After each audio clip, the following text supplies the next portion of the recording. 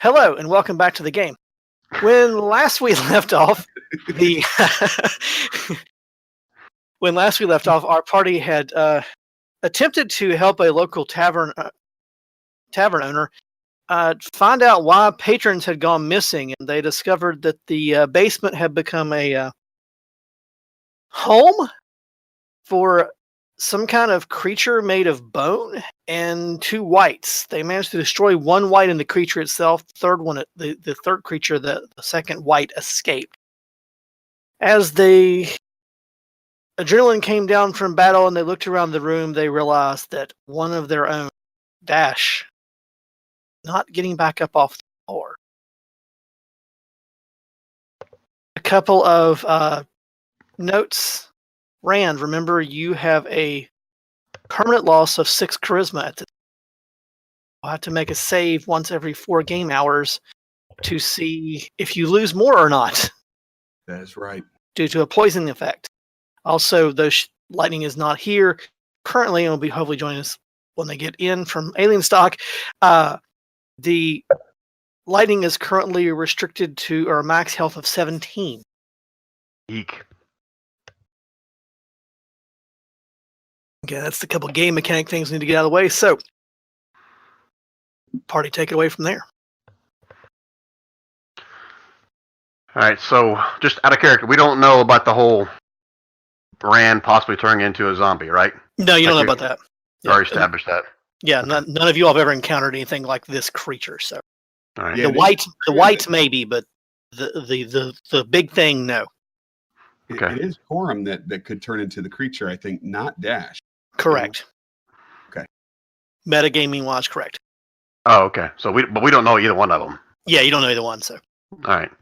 So character wise, well, from character standpoint, Grun's not going to care about anything that's in this room. He's just going to worry about Dash, and he's going to, if no one else does, he's going to offer to go pick him up and at least pick him up out of this trash room and take him upstairs. And Corum knows something screwed up with him, but he's just going to ask Lightning if she has any kind of spells that might combat some of these undead plague or something that he's suffering from.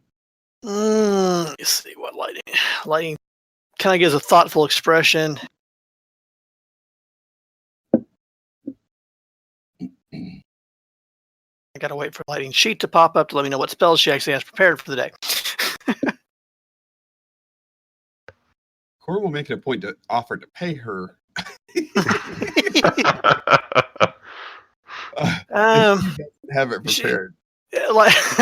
Lightning looks at it and says, well, what's wrong with you, Dash? Or Dash, Corum?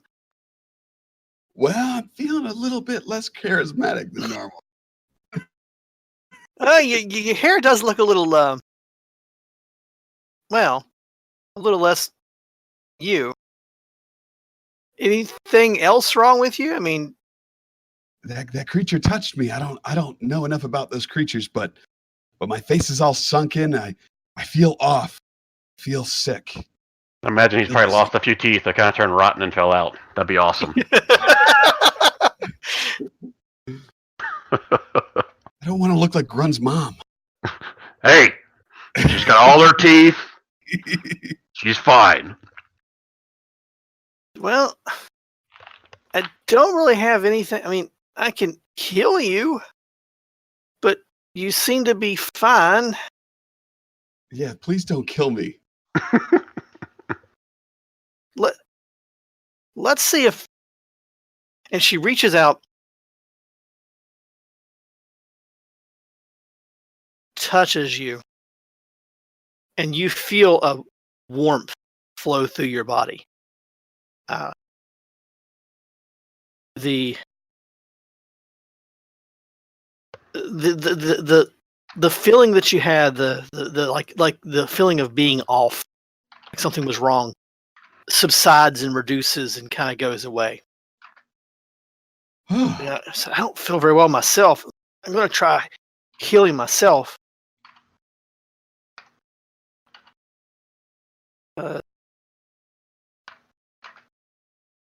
Out of character, did she get hit too? Yes.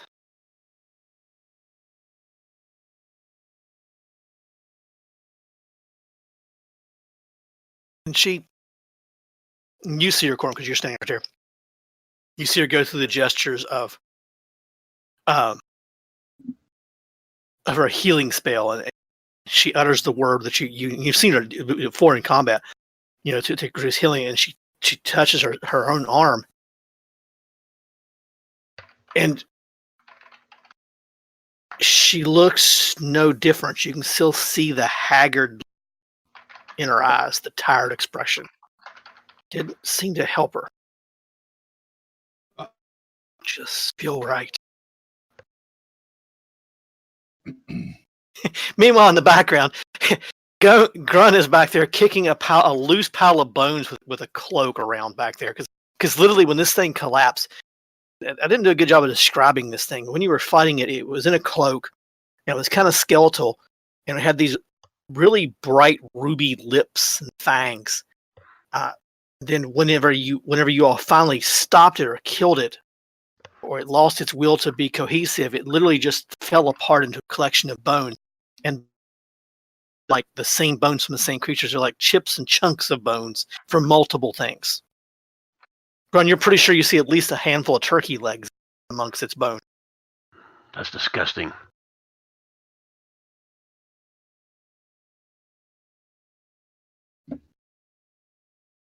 Oh, really?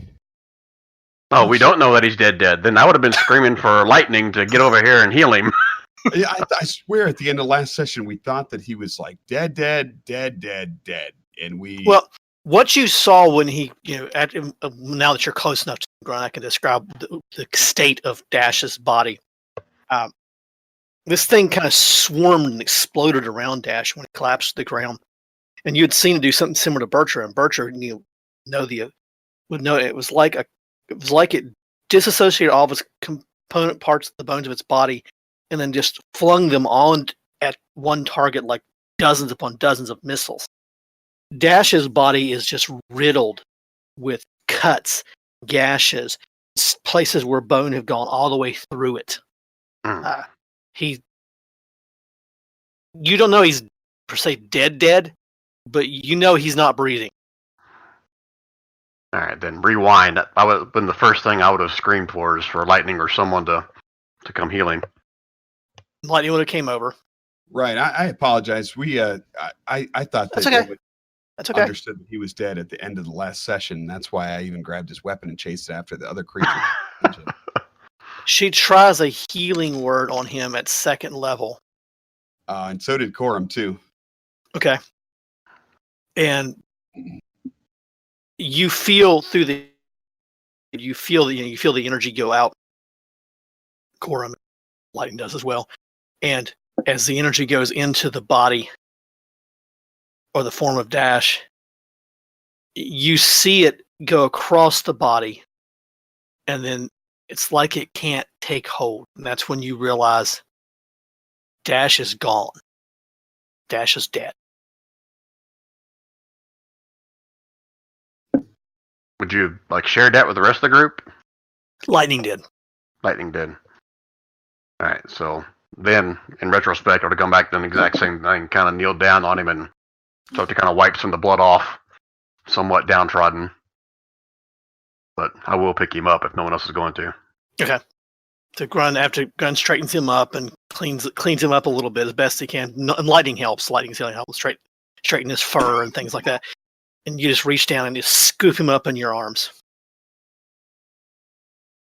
And Bertram, meanwhile, slipped off and totally left the room. She never liked him that much anyway. Corum's gonna look at the bone collector, see if there's maybe something of importance or something that can bring Dash back. Any kind of, maybe it has magic on it. He doesn't know, but he's just kind of frantic for anything that might be a clue. So in the background, you guys hear from the other room that you came out of into this waste room, the room where the little mini skeletons attacked you at. You hear tables being turned over and stomping and clattering going on. I got a quick out of character question because I got a refresher. What was our main reason for coming down here? 25. Yeah, you were offered Literally 25 gold. We're offered 25 gold ahead. to try to help the owner of this establishment figure out why people had vanished from this location, from his business. All right. Well, Grun's, for where I go, he could care less at this point. He's just wanting to do something for Dash, so he'll start carrying him out. Okay. So you start working your way out, and as you arrive in the storeroom there, the tables have been turned over, the pots are broken, more so than they were when you were in there fighting. Bertra is standing in there, and she kind of looks over at you and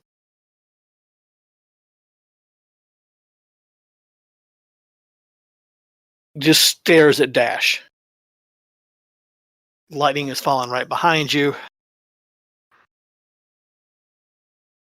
I kind of nod to Bertra, kind of in somewhat of a, yeah, I see where I feel your pain, but I'll keep making my way upstairs. Right. I'll switch you to Bright Glasses map because it's not really an upper level map for this place. Real quick, Jason, was there anything on the enemies? Give me an investigation. I did 18. I'll see it. No, Okay. there was not. All right. Then Quorum goes with everybody. But nothing of any value. I mean, the one had a rusted sword, but No, like potion of raised dead or anything? nope, nothing like that. The tavern owner, whenever you arrive in, he had left the establishment whenever you started being attacked by the mini skeletons, but left. He didn't. He only went outside to wait to see. Go ahead. He was waiting to see, what was happening because he realized, you guys had been attacked, and he wasn't kind of, be of any value in a fight, knowing that that's what you all were for. So as you emerge from the tavern to the outside world, because it's in the evening time, you find the tavern owner, Jacobson, standing there, wringing his hands, and the first thing who goes out first? Is it Grun that exits first, or is it one of the others? Well, I mean, Bertra was out in front of everybody. I don't know if she was going to stay inside or if she was going to go out first. Okay. Oh, she was looking for him. Okay. So Bertra comes out of the when you come out of the tavern, Bertra, you see him, and he's literally standing like he went far. He's like, "Is everything okay? What'd you find?" We found Undead. Yes. I mean, undead. I mean, things that were living, and then weren't. And I then know what became. undead are, but what do you mean you found undead in a tavern? We're no undead in there. We was just down there last night cleaning. Clearly, you didn't clean well enough, because now one of our friends is dead. What? What do you mean one of your friends is dead? I mean, dead, deceased, non-existent anymore. And she picks him up at this point. His eyes go, saucer-wise, like, whoa, calm down. Sorry. What happened?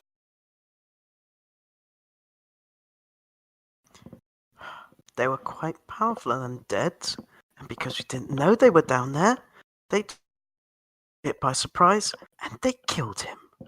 Killed him outright. He's riddled with holes.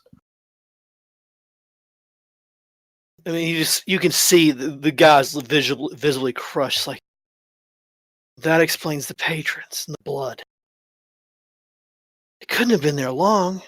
We just cleared all the trash out 2 days ago, 3 days ago. I mean, we checked the room and we put it into piles each night, but then once a week of course he's still struggling. But then we throw it out into the river through the side hole. They weren't there 2 nights ago when we cleaned that, and they just because do you still have his body? Yes, I do. The temple. Take him to the temple. Thank you. Yeah, Quorum's going to ask like specifics, like, all right, where is it? How far away?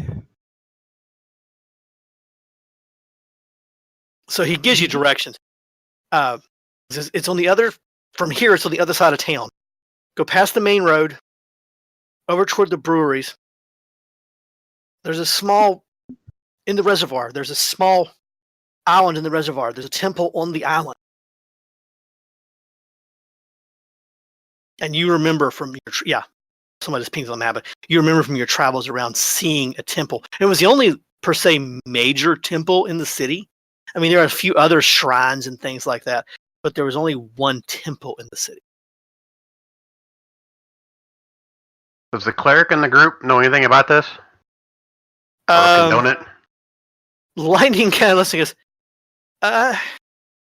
yeah, I saw the temple.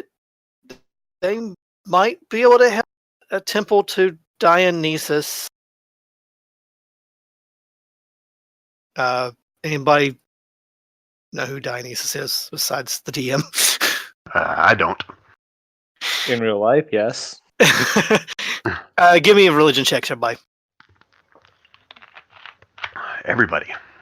Alrighty. Everybody listening. So no, Corum does. Corum's good. Yeah. Grunt ain't got a clue. Religion's my thing.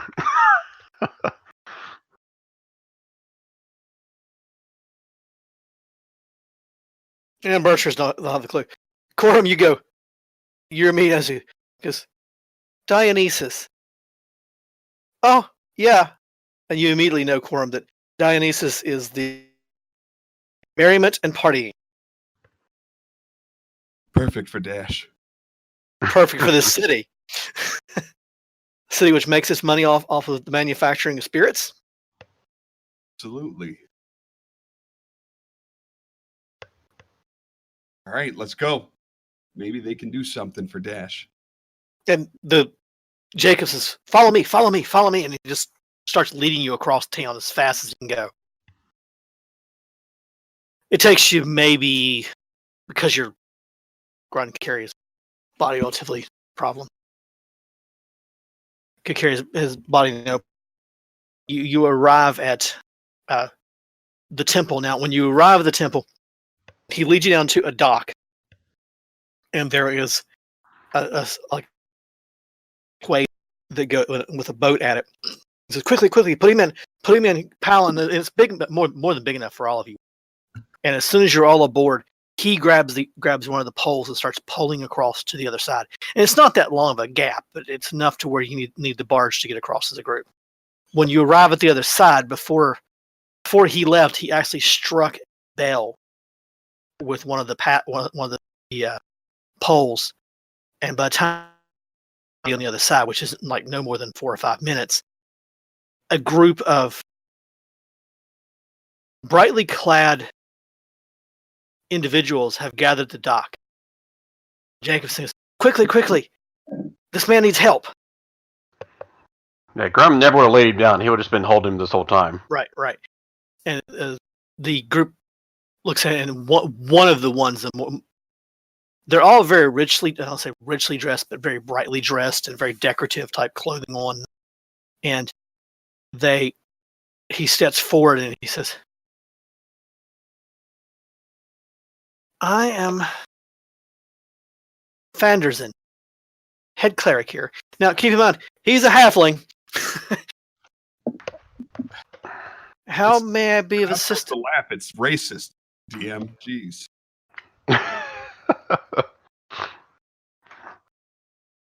Grun doesn't give a shit. I am Fanderson, the head cleric here. How may I help you and your friend? Of course, he can't see. I mean, he can see Dash's body, but Grun, you're so tall that he can't. Because what happened? And Jacob starts filling him in quick, rapid fire. I hired them to figure out why people had gone missing, and now he's dead. Fanderson looks at you, Grun. Is he breathing? Do I know that? I'm assuming I know that he's not. Yeah, I assume you would. Yeah, then I'll share with him. No, he's not. Oh, well, bring him in. And he goes, and he leads you into the temple. Now, let me describe the Temple of Dionysus in this city. As you approach it, it's a circular structure. It has columns going around the outside edge. And then the center is more open. And as you get closer to the columns, you realize the columns are carved to look like something very specifically. The columns look like ale bottles, beer bottles, and various bottles that they. And you've seen some of the bottles. They actually look like the bottles that local brewers use, and each column represents one of the brands of one of the ales, or one of the brews that comes out of the city. And they're even painted to match them. Quickly this way, quickly. He brings you in the front, into the middle of the room, and the as far as we can see, there's an open altar here, and it has a shallow pool. And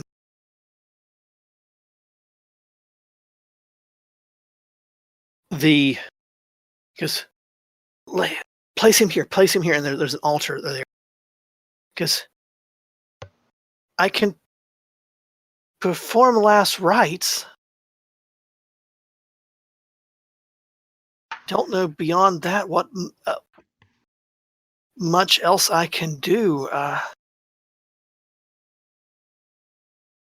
And you kind of see the look in his eye. There's a possibility we could bring you back, but the spell's expensive. You understand? It's not that we want the money. The money's not the issue. It's paying for the components. The temple here, though the city takes care of us, the components are hard to come by in this region. Does Corm know Dash has like 100 platinum pieces? I doubt it. So, character standpoint, Grun would probably try to do anything he wants to, but I don't want to go down that rabbit hole if if Dash has already made a decision to run with a different character.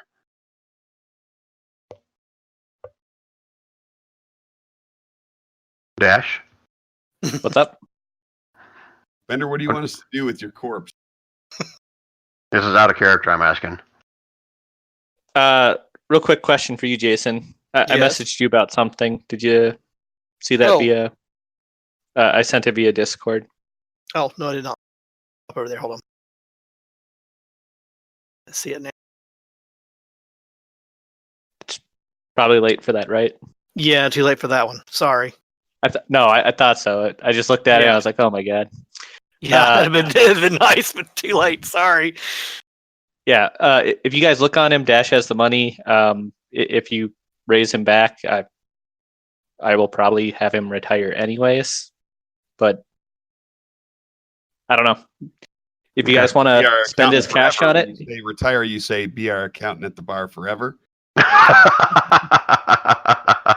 that might be a possibility if you guys want to do that. But I would say that Dash would probably be hesitant to go adventuring again, considering he just got murdered.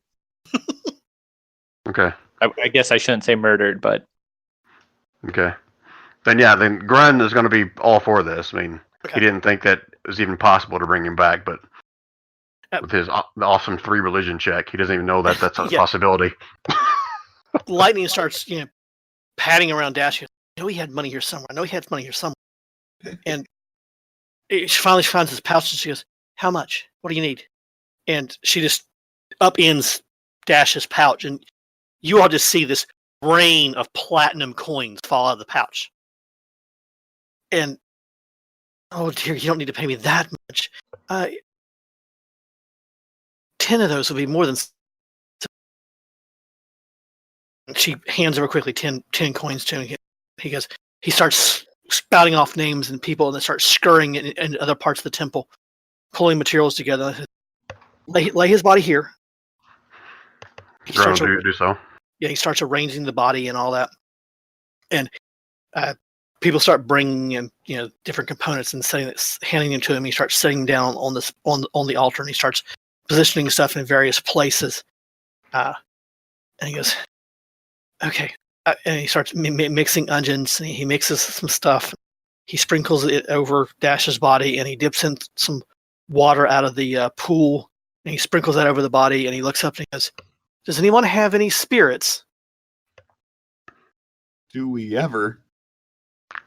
Corin remembers that Dash had particularly good brew on his person Okay. after Miday's earlier event. Yeah, that gets handed over to him, and he looks at it and he goes, he goes, He pops the top off, takes a big swig. Hey, come on. Do worship Dionysus. And This then is he for him, not you. yes, it's for him. And he takes it and puts it over the end of it, and he starts sprinkling Dash's body with it. So that there's little splashes of that of the spirits all over his body. He goes, Now let me stop a second narrative wise. I use for Resurrection World, I use the rules that Mercer developed for his campaign from Critical Role. So there'll be a chance for for 3 people to contribute to help persuade Dash's spirit to return to his body. Okay. And Okay. depending on how you what kind of persuasion you use, maybe you yell and scream at him, or you pray to his god, or whatever. I'll determine what kind of role you need, and I have the DCs already set. I have it here in front of me, and then for every success you make, I will reduce the final DC by 3 points. For every failure, I will increase the final DC by 1 point. Now, since this is the first time Dash has been brought back from the dead, basic DC starts at 10. So if you fail, it would go to 11. If you succeed, it would drop by 3. Okay, so 7. All So right. so he starts praying. He starts praying to Dionysus to reach out to bring this soul back to the living, and that he's missed by his friends and his companions. Who wants to be the friend? And then he kind of says, "Does anyone have anything that might help persuade Dash to return to his body?" Yeah, Corm's going to speak up and say, Dash, bro, you got to get back into your body. Lightning is eyeing you. She's looking at your corpse for all kind of components for her spells. You got to do this, man. Bam! Deception. Okay. Hold on, is that actually deception? Because that's also possible. But she's not necessarily doing it at that moment, so it's deceptive. Okay. And we could, the cleric looks kind of like taking a like, and then he starts praying again. And he said, "I can feel his spirit nearing. Does anyone else have anything they can help to contribute to possibly bring him back to us?" Guess I'll go next. Grun, after hearing Corm say that, it kind of puts one hand on Dash's chest and looks over at Lightning. Says, no. And then he looks back down at Dash. He says, "You son of a bitch! You can't make me drink all this whiskey by myself. You gotta come back and help me. You know I don't like whiskey. Damn it! Just get your ass up, drink this shit, and let's go home." Give me a That's all. persuasion check.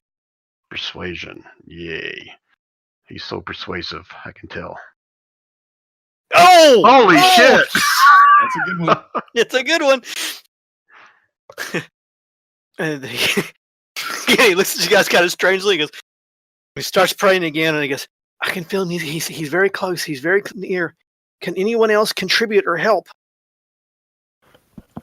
Bertra's going to break out her viola and Okay, give me a performance check. Oh, wow. Nice. These are some damn good rolls. Yeah, really, guys. So Bertra begins playing soft, peaceful music, and the piece actually reminds you of Dash. Very Kind free. of a sneaky tune, right? Yeah. Okay, so I'm gonna roll. I gotta roll, but at this point, with 3 very strong successes, I basically have to roll a 1 for this not.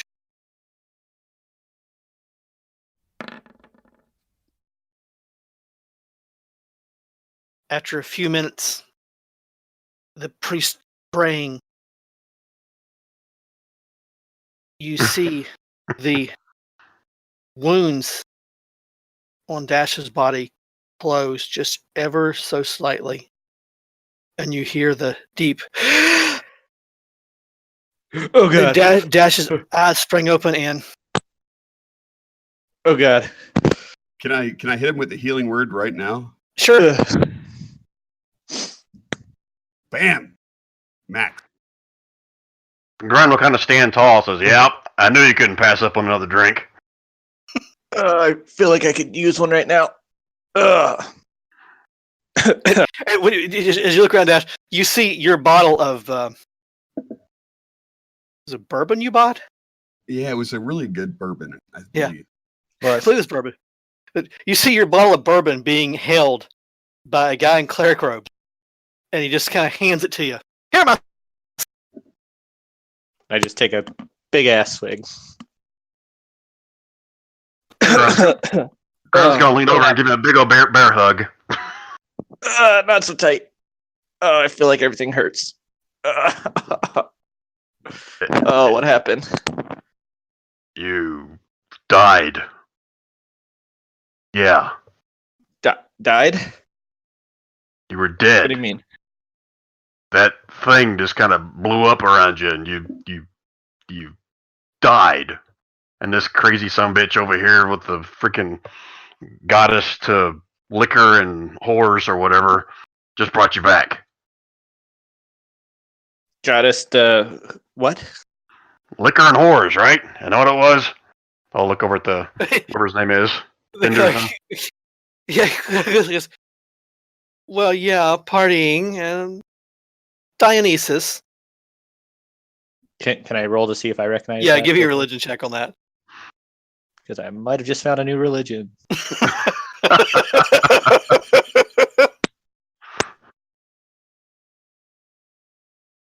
Man, even my character sheet doesn't want to pull up. This might apply to religion or several history? of the party. Religion. See a deity bring back one of our companions, right? Yeah. You vaguely remember hearing something about Dionysus being the god of spirits and drink and partying in a free lifestyle. Oh, I think I just found a new god. I think Well, I can get behind that. Xanderfin says it might be wise to serve him for a while. He did just return you to this plane of existence. Yeah, Grun's gonna pour a couple shots, give one to Dash. The liquor and whores.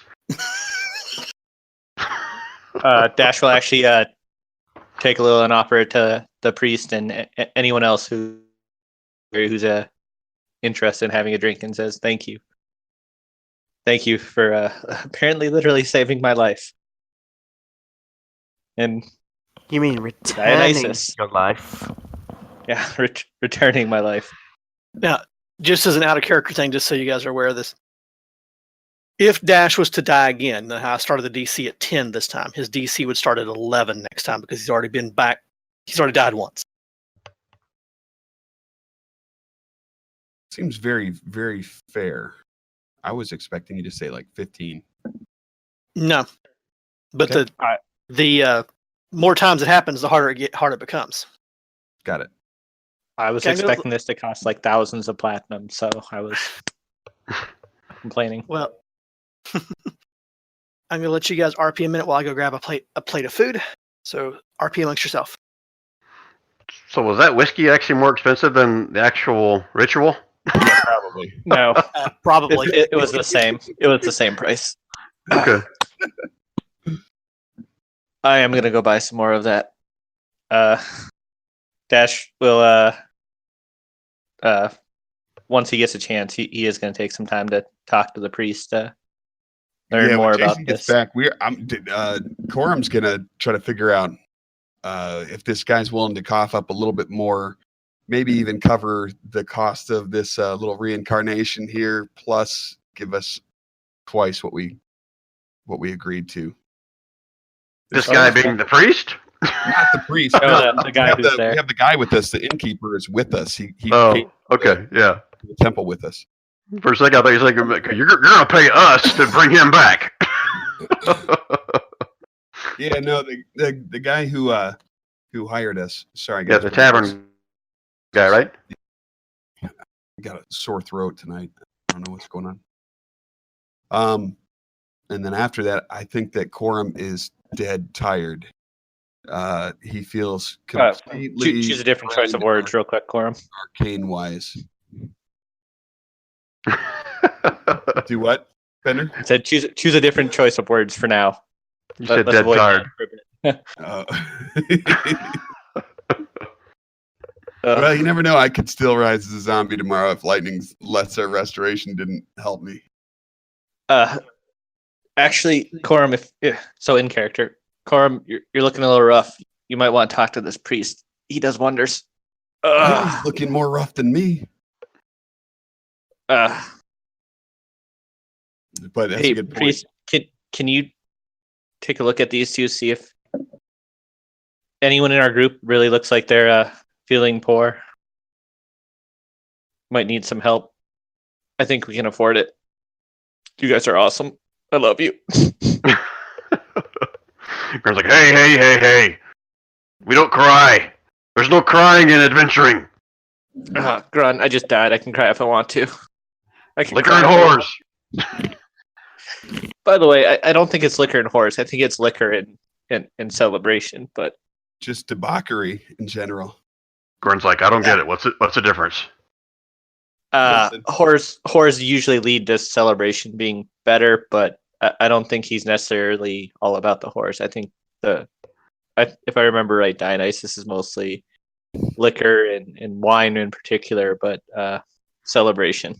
Isn't that right, priest? Yeah, you shouldn't have to pay for it in his eyes. That's what makes him such a great god. The priest is nodding and agreeing with that. Jason, while you were gone, we also talked about seeing if the priest can take a look at everyone in the party, make sure no one's suffering any awkward ailments. We could totally, I'll front the money. Yeah. I think I can afford it right now. Okay.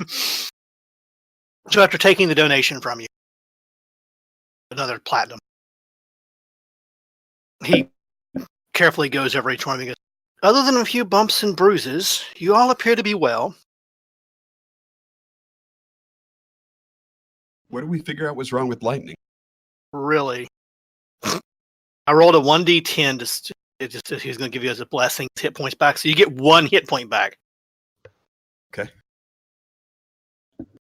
Guess who's up to 10, guys? When he comes to Lightning, he goes, my dear, once you rest for an evening, you will feel much better. He turns over to Tavern and goes, what did you have beneath your tavern that caused such havoc? Well, I And he think goes, we answered that. It was there was 2 whites. We definitely recognized those. But there And a was some butthole. white master made up of misshapen bones of various sizes. We don't know what it was, but it was very, very strong.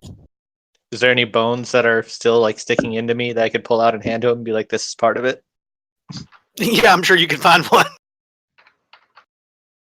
Grun's gonna lean down to Corum and say, they weren't white. Black color or gray. I don't remember them being white. He looks at the bone and goes, one of these was a part of it. That's a chicken bone. It might have been Grun's lunch, but we think it came from the creature. I don't eat meat. Damn it! How many times I gotta tell you? I can promise you this part came from the creature. I didn't bring it down with me. I've never heard of such a creature. It can use other bones. Though the undead have been more troublesome in the last few years.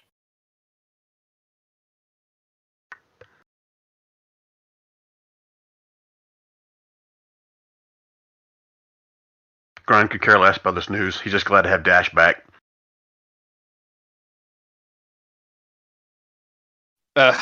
If we want to go back and rest, we can.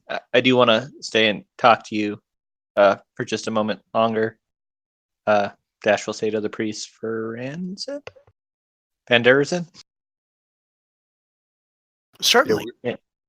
And he's just going to basically spend some time trying to find out more.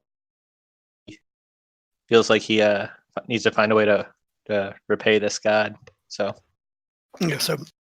Xenophon will spend some time with him and a few of the other worshippers there, filling you in on Dionysus and what he stands for and represents and what he does. There's actually not a statue of him at the temple. The temple's kind of small. I mean, it's a nice temple, but it's a small temple.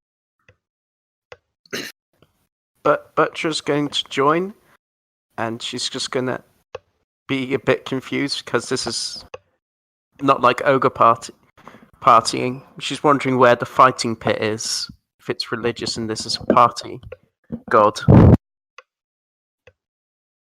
Because let's face it, ogre parties needs fighting.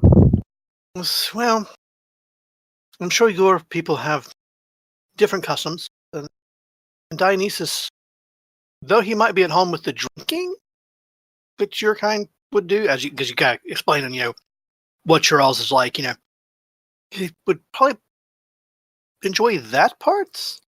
The fighting is not his kind of thing. Liquor and whores. Neither is that completely true either. I'm done. Grun gets up and walks out. The liquor part's true. Though the latter usually ends up being involved.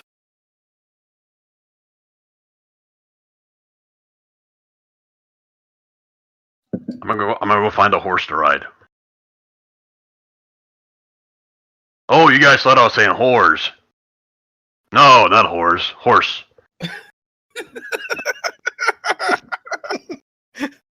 Deception check. What? A wisdom check for me? Deception check. Oh, deception check. Oh, okay. Yeah. No one buys that one. To be fair, Dash will humor and be like, "Go ahead, Grun. Go have fun with the horses." It's whores. I gotta find a big horse. but Butcher will whisper, maybe they're the same thing to him. I think that even though Grunt got a 6 deception, Corm still thinks that they are the same and agrees with And you wonder why our videos get tagged as adult content. I didn't know they did. Yeah, Brian actually noticed it in the last couple of recordings. Yeah, that's because Brian's the one causing it. Hey, I haven't been here for the past couple of sessions, so that's on you. Oh. Damn it, Corum. I might have let slip a curse word here or there. Once Dash has been there for about a good hour, just learning more about Dionysus, he'll give the temple a 50 more platinum, and we'll hopefully leave with a symbol of Dionysus. So things going forward. Yes. Once everyone else is ready to leave, he'll head back to the tavern, celebrate for a while, and then pass the hell out. They were more than happy to give you a symbol. Grin will spend a couple minutes there on the shore and kind of wipe off his axe and himself, whatever. Corm Not will really say cleaning, he'll just keep wiping it off. a performance tonight when they get back, and then he's going to crash after that. But before we do all this, the innkeeper whose tavern we just saved from slaughter of all its patrons, he owes us some coin, man. Yeah, he more than willing to pay. Actually, he pays you double. What's the name of this tavern? This tavern is the Reveler's Feast. Okay. From now on, it's gonna be called Dashes. It's called Dashes. No, guys. The tavern keeper didn't. He he didn't know this. It's not really his fault. I don't care. Thank you, sir. You can keep my portion of it. Don't worry about it. And No. Dash will walk off, not taking his portion of the money. If you guys do go for it, but Dash will walk towards the boat and He just must kind of be in a sick. daze. Corn will lean down to the. Is it tavern keeper halfling, or is that's just the head cleric here, right? Yeah, the cleric was half. The tavern keeper's actually Okay. one Grun of, will the, still. one of the few human establishments in the city. Well, Grun will still lean down a little bit and says, "What he means to say is that he wants twice as much as what it's owed to him, and I'll take that for him." Certainly. I'm gonna grab him by his scruff of his neck, if there is such a thing. Yeah, there is.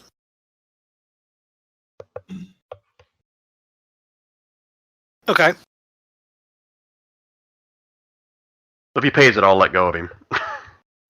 He pays you. He Alright. doesn't even bat an eye.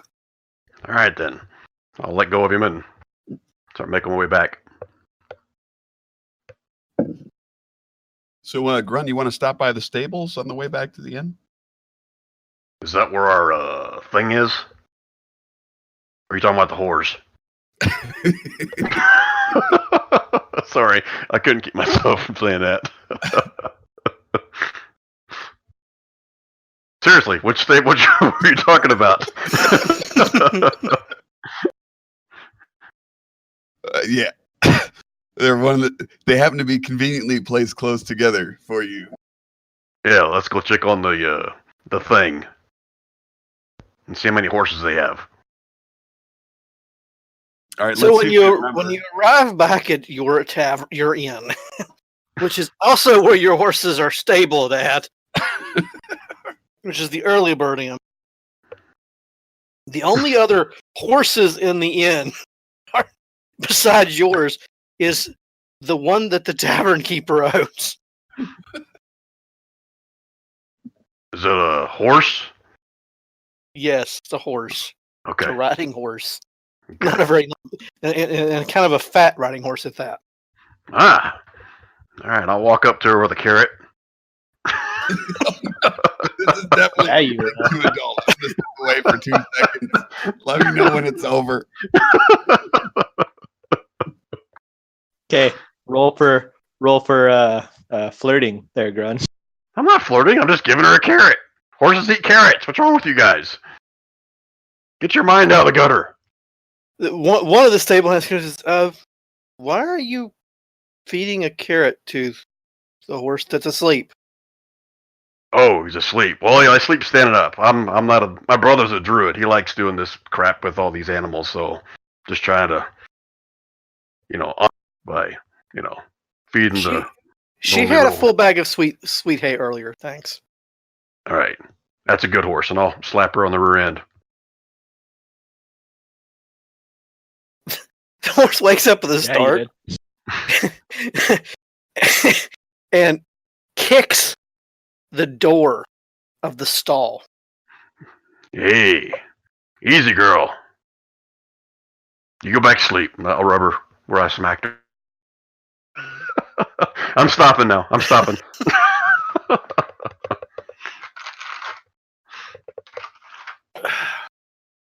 So as you come back into the main tavern, you find Coram busily performing a song on his new lute.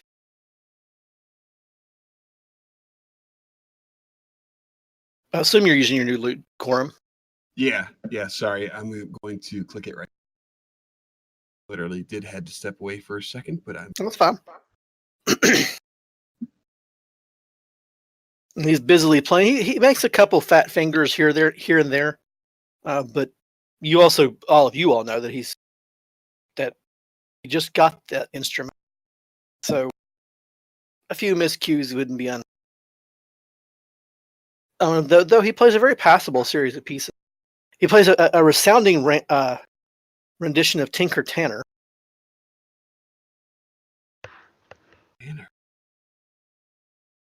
I don't know that one. Do I? Tinker Tanner. I don't know Tinker Tanner. Do I? Actually, it's one of those pieces that you may have heard as you traveled various places over the years. Has Corm played it before? Probably. Okay, yeah, then Ingren's probably heard it. Not too impressed with it, but yeah, he's heard it before. So before I forget, when we went to stables, we did look to make sure the gym was still there, right? Yeah. The gym was still. Analia's been watching it. Okay, that's right. Yeah. So I guess we would have shared the whole ordeal with Nalia and. Yeah. Okay. Yeah, Nalia won't let you near those horses, man. Or maybe she will. Natural order. You don't know. Dash will just go in and will just spend the night having a few drinks, relaxing. He'll seem distracted for obvious reasons. Okay. Just The evening passes. I mean, it's already late by the time you get back to the tavern, because you had stayed at the feast till after closing, to help with the issue there. So by the time you get back to the tavern and everything went on the temple, it's probably in the early morning hours to begin with. And there's not any patrons in the small tap room of the early bird except for you all.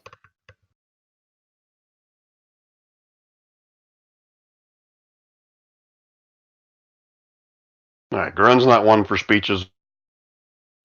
Would he notice that Dash is like somewhat off? Probably. All right, so I won't say anything to him, but every once in a while I see it look at his face, I'll pour like one of his whiskey shots and I'll scoot it over towards him. Okay. So the evening Dash will take the shot, not even thinking. Yeah. And the evening passes fairly uneventfully. Eventually, I assume you all find your way back to your rooms that you've rented for the night. Keep in mind, you only came to this town to spend one day here. You actually hadn't made arrangements. Actually, yeah, you had. You'd made arrangements to have the rooms for the night. So you passed the night here in Bright Glass. The next morning, okay, let's do it this way. This is our first night staying. Yes, it is. Because of the late night and how late you all went to bed, everybody make a con check. I thought Grun was sleeping in the stables. I don't know. We're Grun's sleeping. We each had individual rooms. Yeah, Okay. you all had gotten rooms. What am I doing? Dash of I luck. should probably remove that. Dash I should ish. remove that rip. Oh wow. I think it's understandable if I failed this. Yeah. It's the Bertra, the first two to wake up. Bertra by far the earliest. Wakes up almost to her normal routine. Quorum's only about an hour late. The other two of you don't emerge to almost lunchtime. That sounds about right. At this point, Nalia is tapping her feet, saying, and pointing out that you need to we need to get back to Gumtar Stronghold. Yep, let's go. So with a little bit of fanfare, as far as having to round people up because of the time of day it is, you're able to get your wagon brought back out and all that. And this, interestingly enough, when it pulls it's the same hands that stable hands are brought. Goes, what'd y'all do? Clean this thing last night? Smells a lot better than it did yesterday. No comment. Whoops. Didn't mean to click that. I have no personality trait. Clearly. You have no personality? And you are free to leave Bright Glass. You would leave Bright Glass the Traveler's Gate. I'll bring it up on the pier. It'll be the one to take you the most directly toward the car. There it is. I'll center it for you.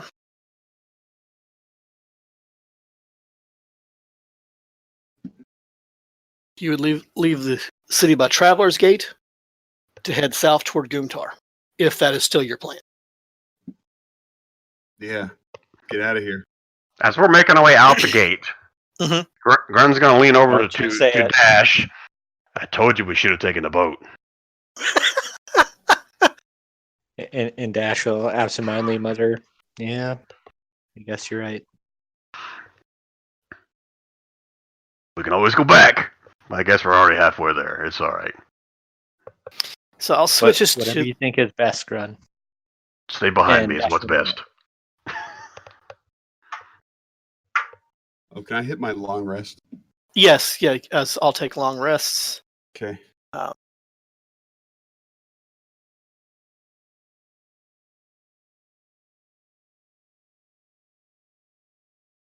Hey, Jason, should I, if I have enough experience, we don't do anything, right? No more hit points, nothing.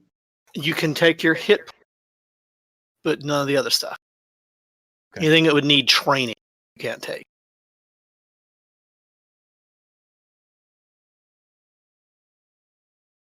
Here we go. Okay. Yeah, I think I clicked to get you guys there. There we go. Yeah. And as you leave Bright Glass, you head more or less southward, following the river for a while. Then eventually you have to cross the river itself. And about the first day's travel is boring. It's just the road and trees and hills and the road. You're right. Boring. Boring. Exactly. The second day out from Bright Glass, you, about midday into your travel, you notice on the horizon dust being kicked up along the road. A large amount of dust. Like a dust storm? Another No, vehicle approaching. like a lot of vehicles approach. Wow. And didn't the guy back in the town say something about bandits along Yes. the roads? Yes, he did. Oh, shit. How far away is it? Oh, it's still over the rise from you all. It's out of sight from you all, but you can see the dust being kicked up ahead of you. All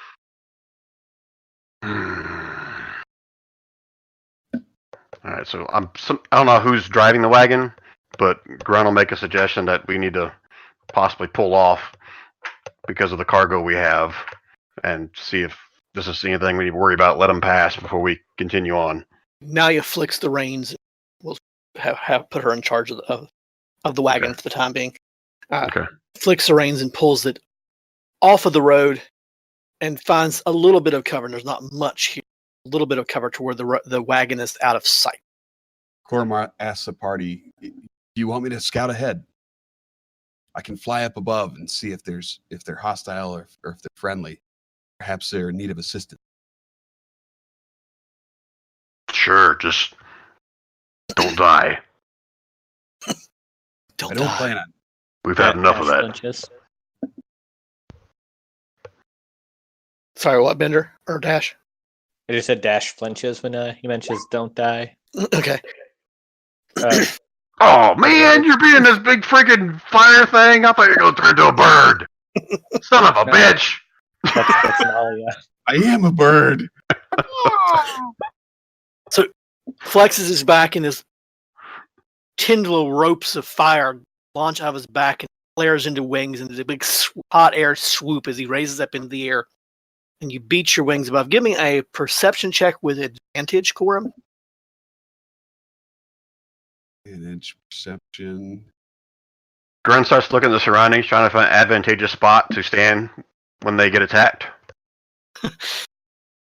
Corum, you spot a column of soldiers moving on the road. You're able to catch enough detail to realize, A, this is not just a handful of bandits. This is a couple of hundred or more soldiers. And they are heavily armed moving with wagons and equipment as if going to war. And as you soar up and get as close as you dare, you spot a standard. The standard is a black flag. And on the black flag, and you can't make details out, but from this distance, it's a black flag with some kind of like bar or stick or sword or something drawn on the middle of the black.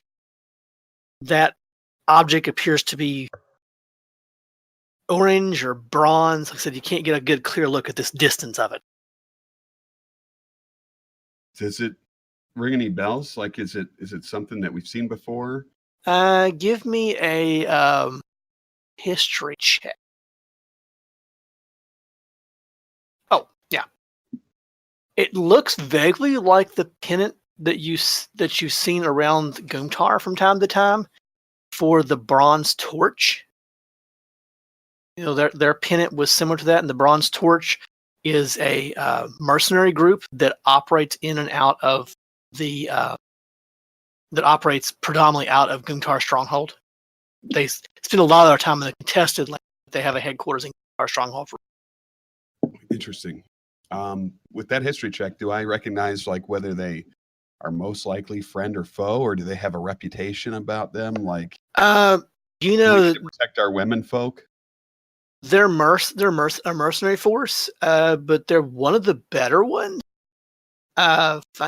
Actually, some of your party may have had dealings with Bronze Torch. They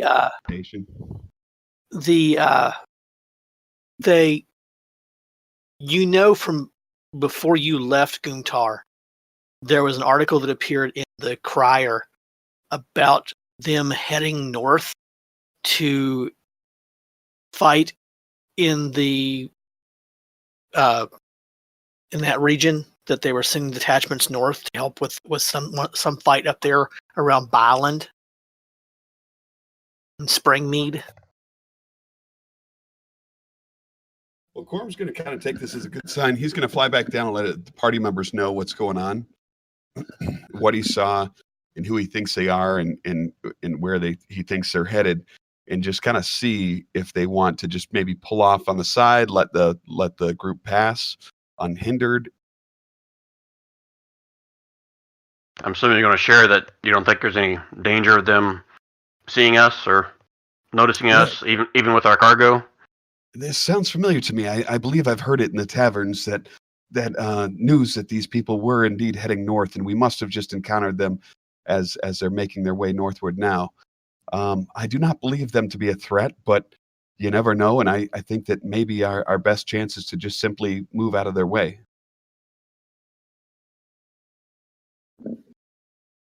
Gron will shrug.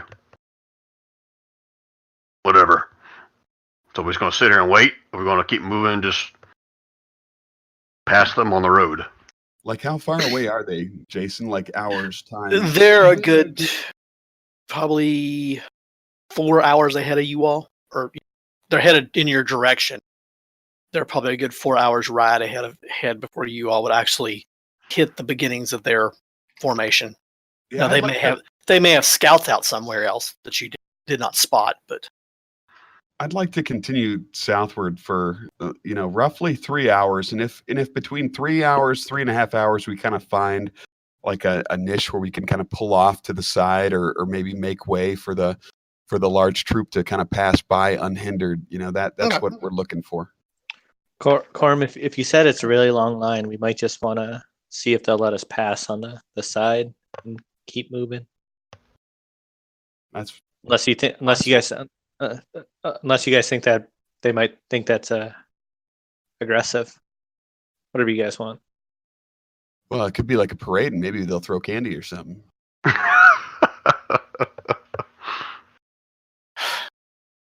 So 3 hours later, we get candy. 3 hours later, roll for initiative. Yeah, 3 hours later, as you roll down the cart, you all find a wide spot and decide to. You can see the beginnings of the formation now. obviously there, and they're taking up the entire road. And now you gets the cart off the road to where they can easily pass. As the beginnings of the formation comes up close to you, there's outriders, of course, that pass you and nod as they go past. And then shortly thereafter, another pair of riders approach you. They're both riding war horses. Both are sitting tall in the saddle. Their armor is a dull bronze in color. One of them is carrying the black standard that you saw when you were flying, Corum. And you can now clearly see that it's a bronze torch, a flaming bronze torch that's depicted on the banner that he has. And the second one, Sorry. totally break my train of thought. Thanks, Garan. The one that's obviously in charge, he's wearing a set of full plate armor. It's burnished bronze in color. And the two of them approached you and goes, and he, of course, he has his helmet off. It's on the side of his saddle. And he goes, "Well met. So, are you headed southward?" We are heading back to our home in Guntar Stronghold. Oh, When excellent. you return from your journeys, stop by the Dashing Dragon, our new bar, and have a drink on us. Well, thank Dash you for looks your confused hospitality. like Thank you for your hospitality. You are good. You're good 6 or 7 days yet out to Gumtar. Because do be careful at night. The undead are getting worse. Now, have we heard about this? Because our experience with undead has been rather unpleasant as of late. Well, you know that from when you were in the city, that the city was having quite a bit of problem with undead in the crypts. Yeah. And so the undead are getting worse. Oh, we know. Just 2 nights ago, our encampment was attacked by a small group of them. We easily dispatched them, but a group your size might have had more difficulty.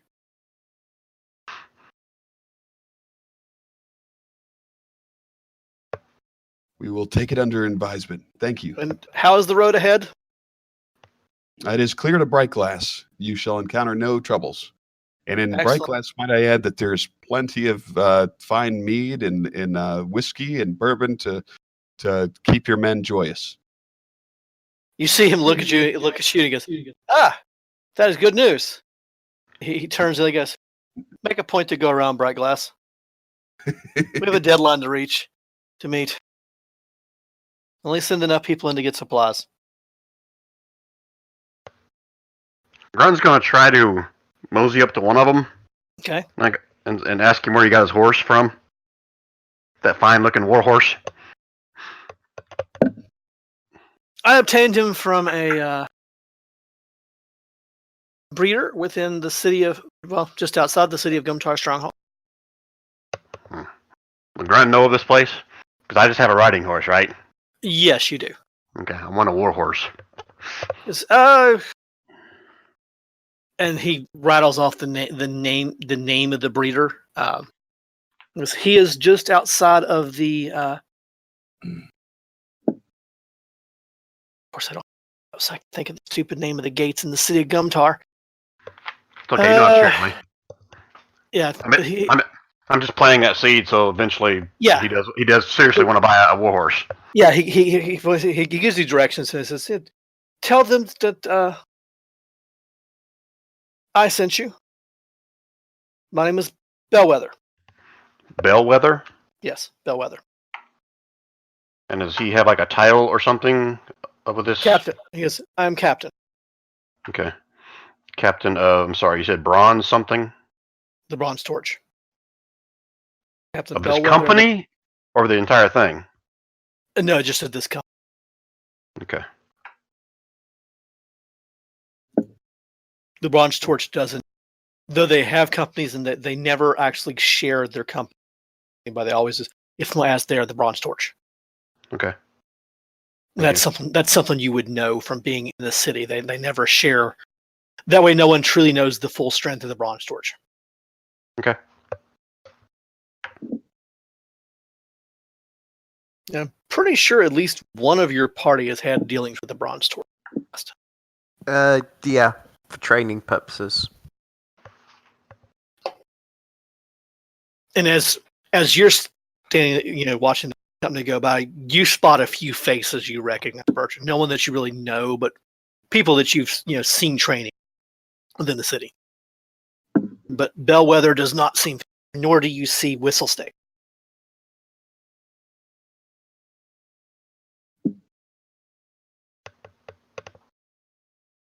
It takes the Bronze Torch Detachment company about 45 minutes to pass you completely.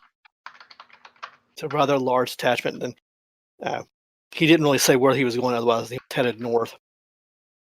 The only downside to their passing is that the road from this point forward, at least for the next couple of days, is pretty tore up from the sheer number of horses and wagons and stuff that they are traveling with.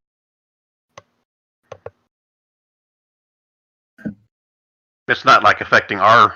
No, travel, it's just making the roads rougher now because much traffic is going across it. Which actually that's a good question. To do something bad, relax, guys. To see if I put that table in or not. Do I have my weather table? Apparently I never put it in. I know what they are, so let's roll a d20 and see what happens. Oh, Good one.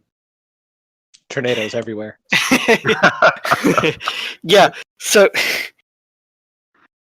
it's getting later in the year, obviously, and the weather takes a decided turn for the worse for you about 4 or 5 hours after seeing the group, to the point where you are forced to take refuge off the side of the road before the sun even sets. No, don't worry, it's not a hurricane. But Yeah, we would fire our druid if it was. yeah. Well, good thing she's quitting, I guess.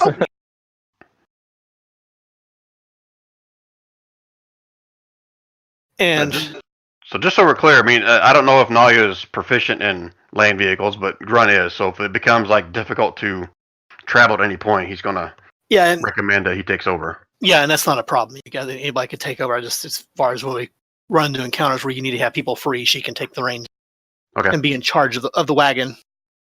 Her or Lightning, either one. Okay. So that evening passes, and it pours the rain, which makes for a rather miserable night. Ha! Because if you remember, you all elected to cover your precious cargo with the canvases that are your tents. No one said we weren't sleeping under them. Or sleeping underneath the wagon. Yeah. You can. Dash will just lean against it. He'll sleep in the rain. Okay. So it makes for a miserable night. The rain doesn't let up. Let's check.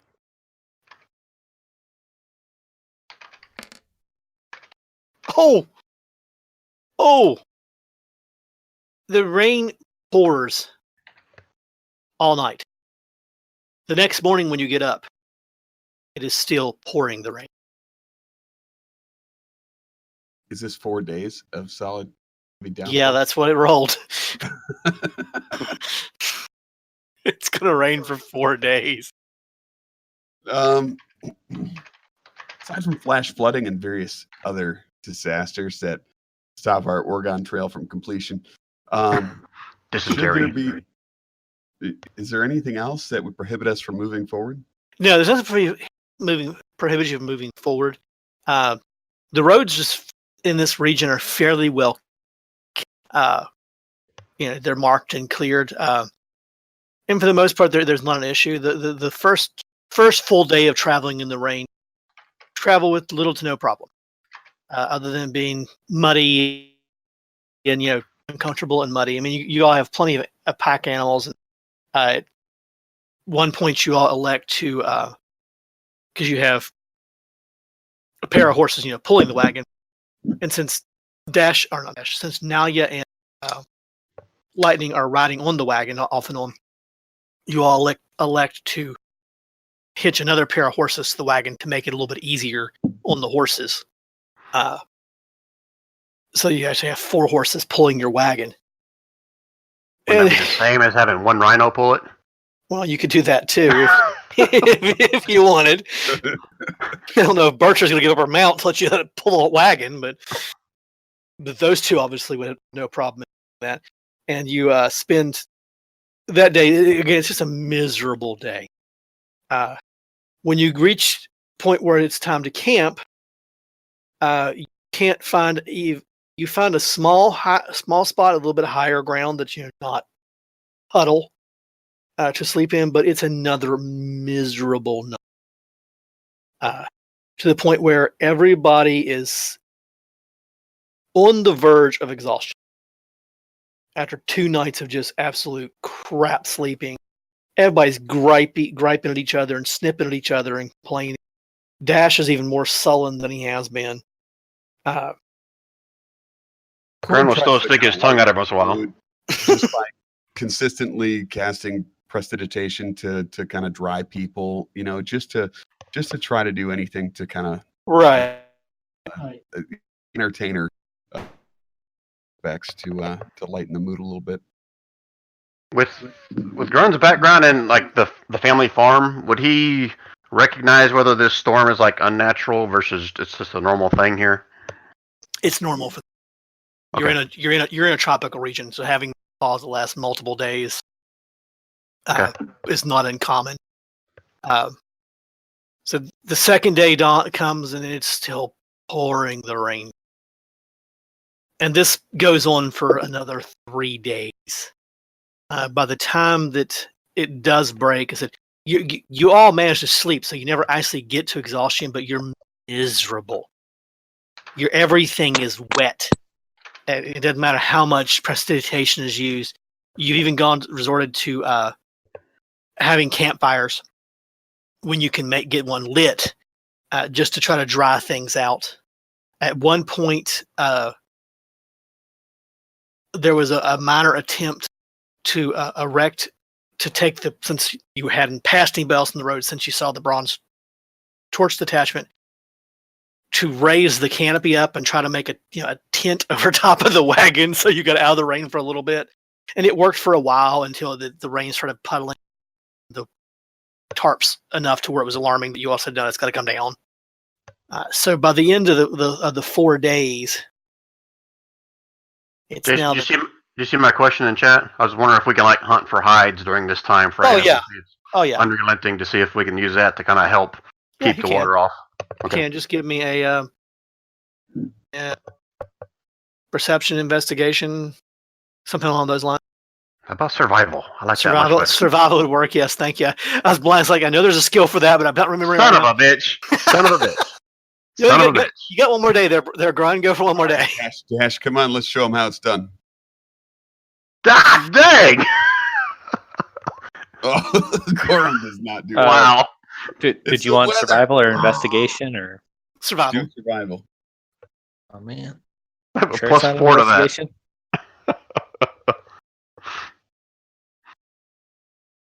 Oh, that only went to the GM. But Oh. that was not good either. No, that wasn't good. So Holy crap! it's the rain, guys. It's just the rain is so miserable. Nothing is moving or finally, it's just about dusk. Not that you can really tell that. It's more of a feeling than being able to see it because of the rain clouds. It stops raining.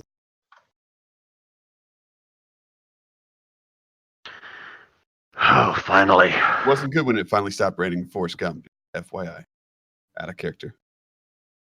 It Several stops. times during the past event, when it's raining, I'll lean over to Dash, say, If we were on a boat, we wouldn't have to be sitting out in the rain. And Dash just slowly over time agrees quieter and quieter each time.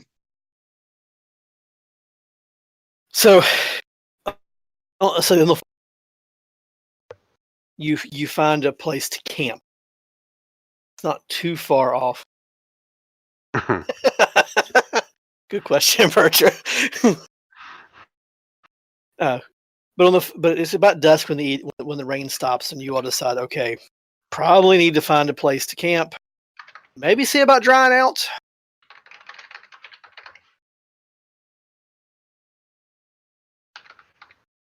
Well, do we have any kind of inkling as to how far we are from Gumtar Stronghold? You are Are we like dead center halfway? Are we like quarters? looking to see where I'm at in my. Did we move at half speed during the rain? Are we? Now your speed wasn't altered that much. You made up a little bit of time, like by traveling longer. It was already dusky dark. You're probably another good 3 or maybe 4 days out of Gumtar yet. Okay. So about halfway. Which would still get you there if there's no hangups. It's the 21st of Brinsoft now. You have to return the stone to Mac by the 33rd of Brinsoft. We got a little bit of time. So you got time yet. Okay. So as you find your place for the evening campsite, you begin setting things up. Who takes the first watch, second watch? I haven't actually been doing this, but probably should be. Who takes which watches? And before anyone takes a watch, Dash will say to the group, I know you guys were talking about making the tavern the Dashing Dragon, but I ask that you don't, just because it feels like that I almost died. I appreciate what you guys are doing, but I don't know if I could keep coming back to hearing that. No, we were just thinking the name Dash sounded fun. We weren't naming it for you, you sick, narcissistic prick. Hey, I'm the one that's dashing. Right? Says Grunt, and you look over when he says he has his whole muzzle is covered with his own fur, where he's been trying to lick himself dry. It's like a beard. Makes me more dashing. Dash will roll his eyes and just be like, "Well, I don't necessarily believe that." All right, I'm done. I'm teasing you. I'm done teasing you, bud. We won't. Oh yeah, you're gonna believe it now. We won't rename it.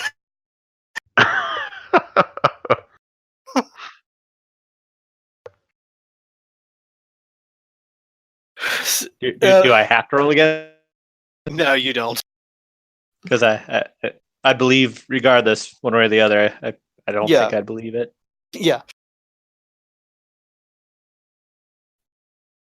Fred, maybe I'll believe you, Corum, but it'd still make Dash very uncomfortable. Bertram totally believes it. Bertram totally believes him. That's a good name for the Dashing Dragon. Okay, so who's taking what watches? Corum will always take first watch. He's gonna, or not first watch. He trances during the first 2 watches, and usually what we've been doing is like 2 people each do 2 hours each, and then Corum takes the final watches to let everybody get 8 hours of sleep. Dash can take what you need, or can do the first watch. I don't know if Bertram's got better eyesight than me, but I'll volunteer. But GM, Dash would be slightly distracted with everything going on. Obviously, yeah. okay. So should I roll at disadvantage unless somebody? Yeah, roll disadvantage on those.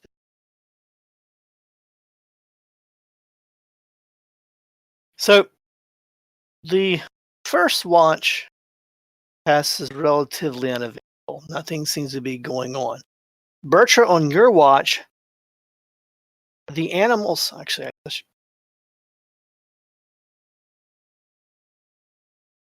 gotta make a change. So Even distracted, I roll good.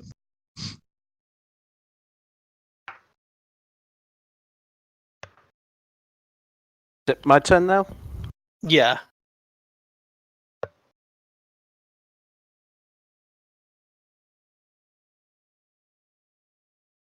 Get you guys.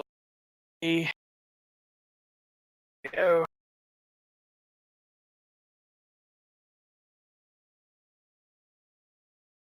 Nothing suspicious about that. Just the map showing up.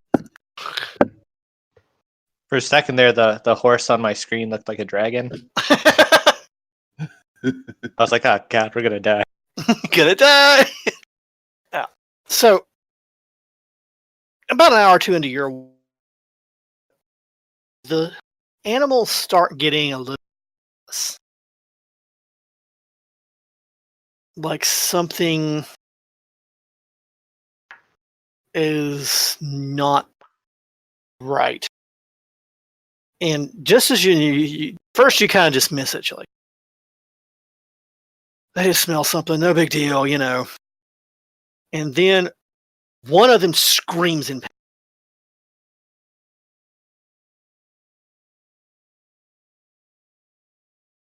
I'm assuming that wakes everybody up. Yeah, Corm would kind of wake up from that. Yeah.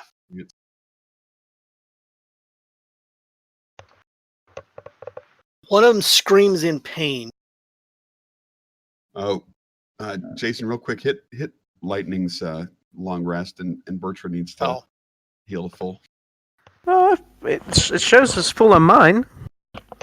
Oh, it might be. It's just your circle looked yellow, so I just didn't want you going in short. Yeah, I agree. But if yours says full, then I think you're good. Your health is just too much for the aura. I think it's the map because it looks kind of yellow on mine, but I pull it up. Bertrand's at full health, so we're good. Okay. So, and actually, let's just do this just to get this part out of the way. Go ahead and roll for initiative, just so we have that taken care of.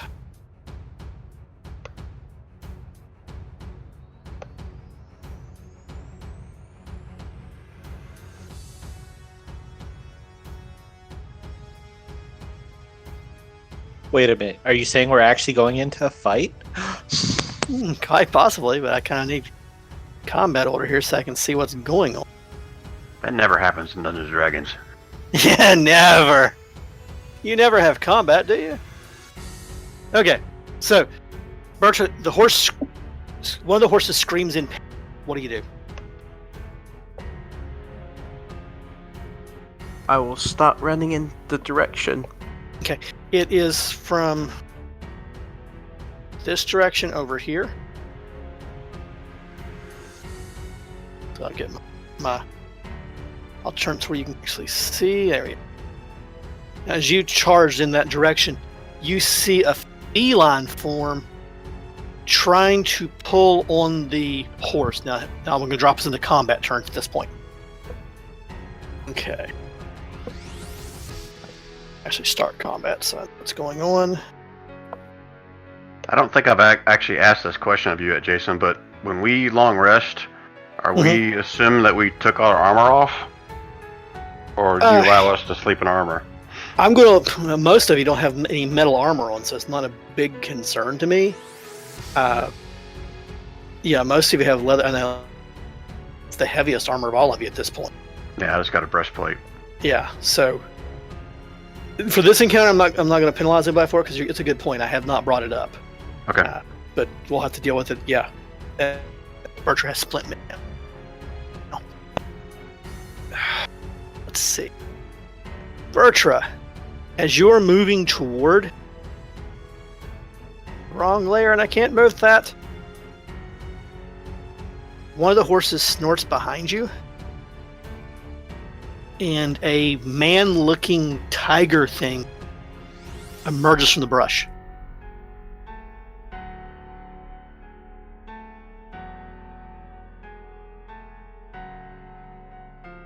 Which has no stupid layer. There we go.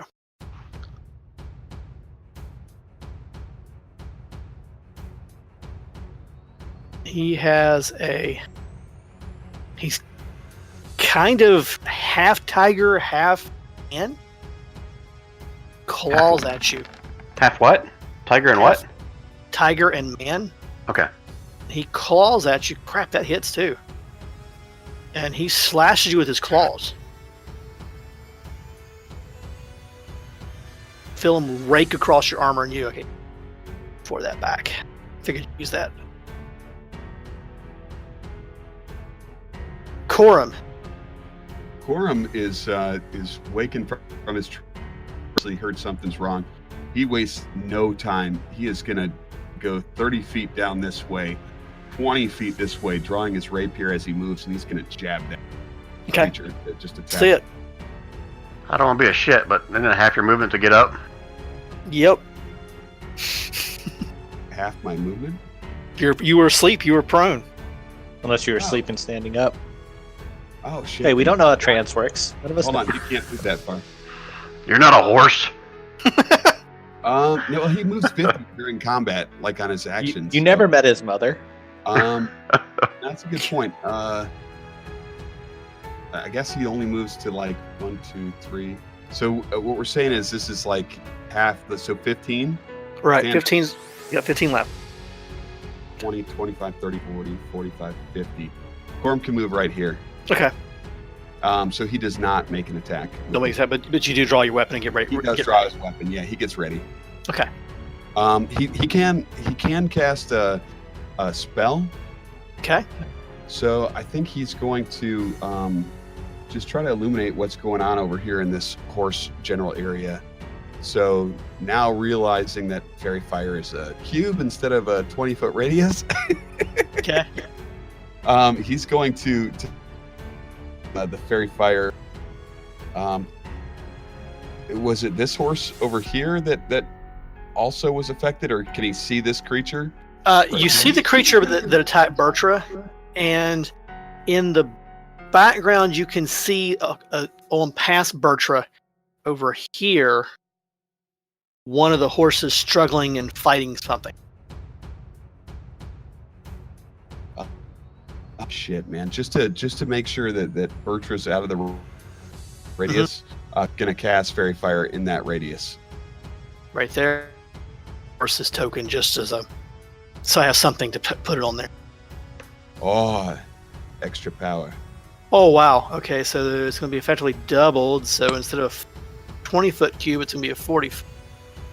Well, So that you would probably still, that trade in with the other. Okay, so 40 and 0 drop one off. time Yeah, that literally would get potentially all the way out to the other creature. We Yeah. have a glowing wagon too. Well, Yeah. it's not a radius. So here's the thing: it's a cube. So it's normally only, I guess, 10 feet out. Is that right? Am I reading that right, or am I reading that wrong? Each object in a 20-foot cube is outlined in blue. So it actually doesn't create light. I mean, I'm just throwing light on the horse so we can So see is the it- stuff over there. 20-foot radius? Is it a 20-foot? Is it a 10-foot radius? It'd be a 20-foot cube. So from that point, 20 foot in both directions. Well, 10 foot in one direction, 20 foot in the other. In this case, it would be 20 foot. Okay. So Yeah. that would So it be. does miss Bertra. Yeah, let's see. Get my ruler up so I can see. So you put it right here. That means this horse here would be glowing. This horse would be glowing. The cart would be glowing. This horse would be glowing. This tiger man would be glowing. Bertra would not be glowing. Cool. All right. So- Good. What I'll do is I'll do this. Let me get each token. Let me get the right leg. Tool. I'm going to simply put a purple dot. Everything's glowing. Well, I mean, they got to make a dex check too. I want to cheat. Yeah, horses are going to fail it though. Are those all our horses, or some of those like horses Those are we've yours. seen before? Those Okay. are yours. Wasn't sure how many we had, so. Yeah, those are all yours. A lot of horrors for you, Grun. My horse! They're attacking my horse!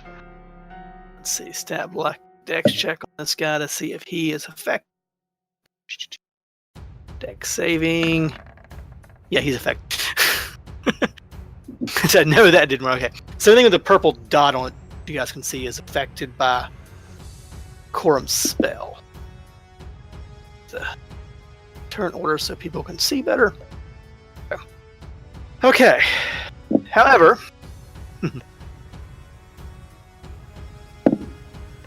way back over here, besides you all, something steps out of the brush right by where Corum just left.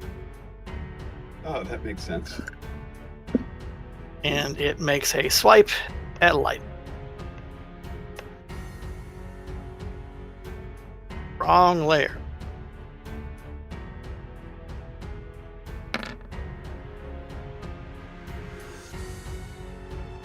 And misses.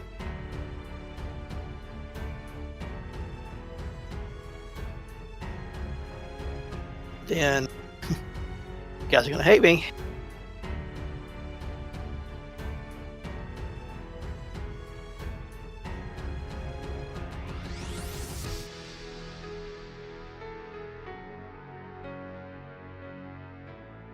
One appears behind Dash Are we hating you?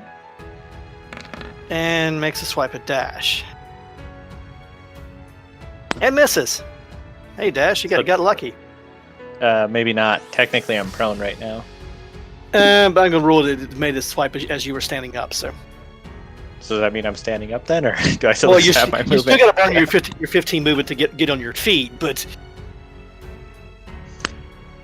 Okay, well, up in my face, Dash will nervously look around, breathing very heavily, freaking out just a little, and he'll try to use his scimitar. okay,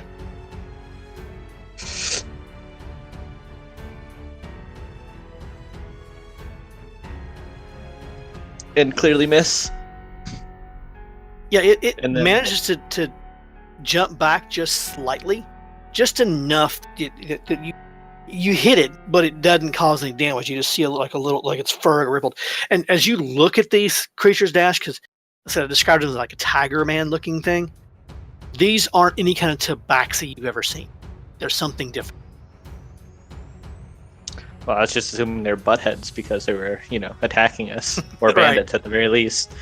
Well, in that case, Dash will take a second swing with his offhand. Okay. And Oh, that one connects. get a nice little slash on him, and Yep, you get a like a slash little in panic. he realizes, oh crap, I've been hit by this guy. Okay. And then I'll shift it slightly over so I'm a little bit more into the brush.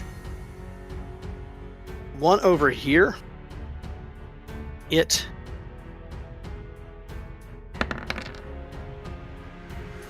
slashes into your horse. Whose horse? The one that's on the ground here. Is that my horse? I don't know whose horse is whose. Of course, is that. Horse yells in pain, and then it does it again. I didn't know we named our horses. Yells in pain. That's the horse we got. Hey, Dash definitely named his. It misses that time. Moves that way. And that brings us to Well, I'm gonna start attacking the one that's right by me. okay. Sneaky thing. You connect with it, hit it hard, but it seems to take it in stride. Sorry, just gotta add on the extra D4 because I haven't set Yeah. that macro yet. Yep. And the offhand attack. Okay. Oh, nice.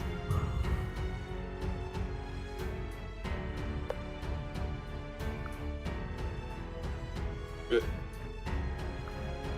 12 and 12. Nice. Yep. And action surge. Figured as much.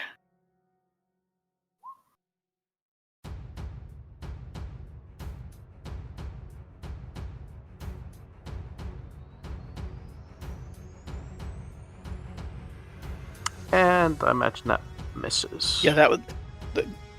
Your first two attacks, you slam into it, you hit it fairly hard. You hit it again with the other sword, and as you swing back, you hit it with come back with the back sweep. It nimbly ducks under the sword and looks up at you, realizing that you're probably more than it wants to take on, but it's already here and stuck. So.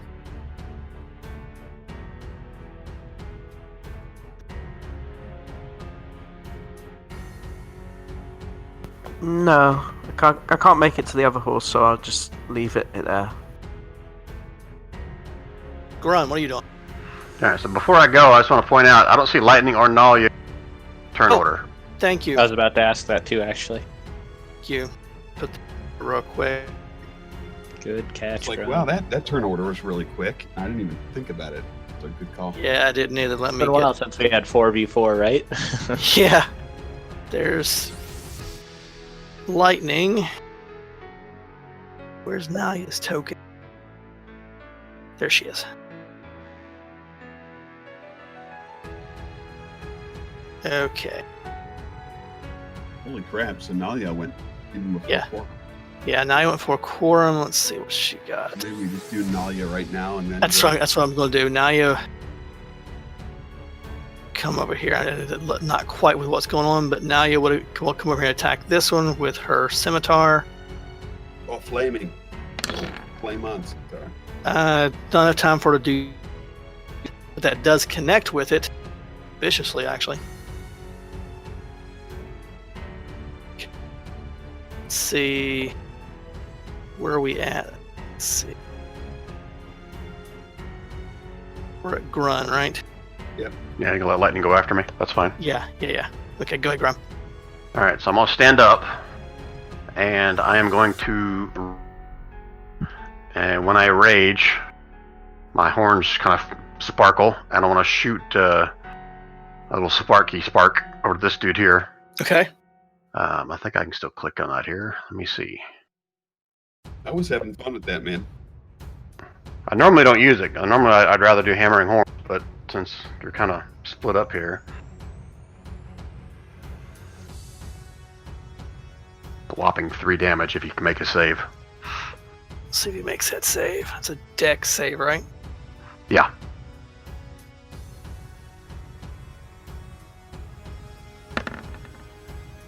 Oh, nope, he doesn't make that save. Okay, so it's only 3. And then he's gonna take 10 feet of movement and flank this guy between me and Dash Okay. and say hello with my little friend. Okay. It's going to be this one. Where's it at?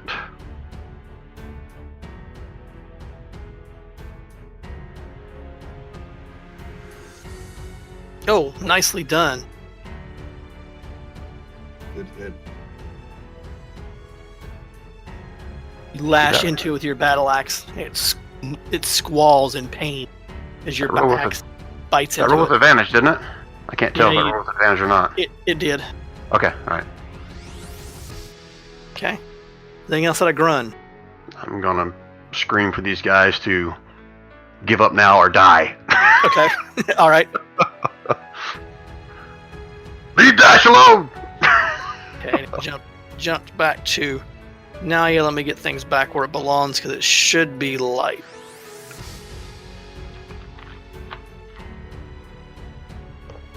There we go. Almost.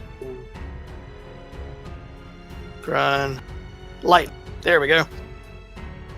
Lightning. What's lightning going to do here?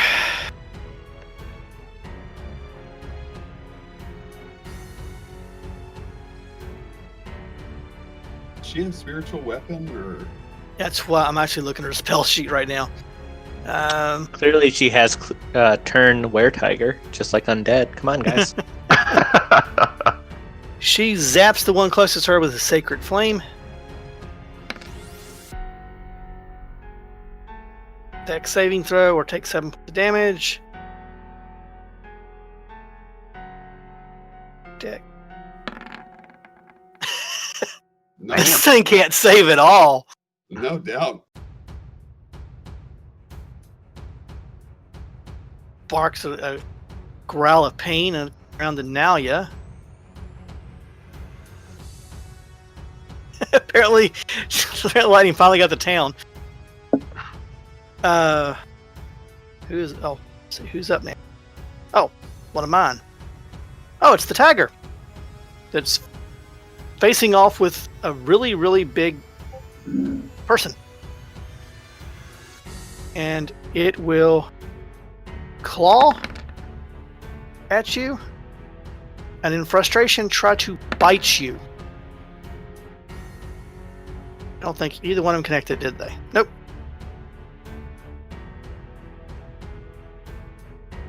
And now we have Nalia. Again, beginning of the second round. And Nalia this time use her flaming scimitar. Believe it or not, misses. Oh man, bummer. Corum. Corum's going to close the distance now to flank the one that Birch was fighting. Okay. And then he's going to...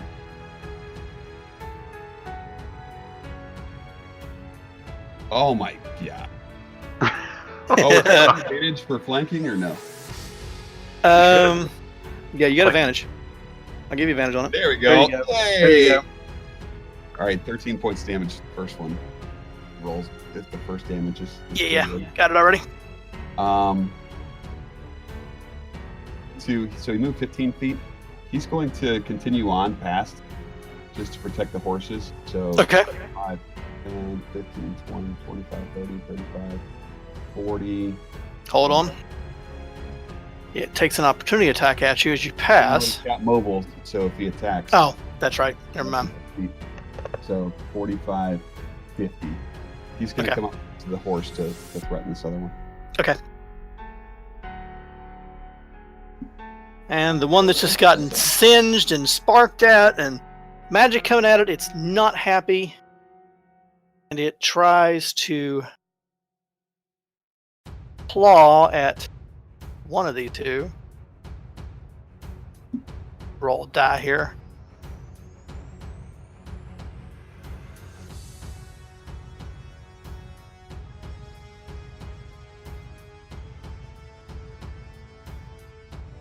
So it tries to attack Nalia. Double claw attack. Oh! Both of which hit Nalia. Ouch. Yeah, ouch, ouch, because that 23 damage, 10 damage, Nalia is on the ground unconscious. 23 damage. It's 18 total. Oh, sorry. Fix that. I was worried we were going to bring her back to Dionysus. 8, 10, there we go. Much better. Much better. I was like, really, I don't want to kill another character off tonight, especially when they're not here. One that's flanked between Yeah, but we Dash could and Grun.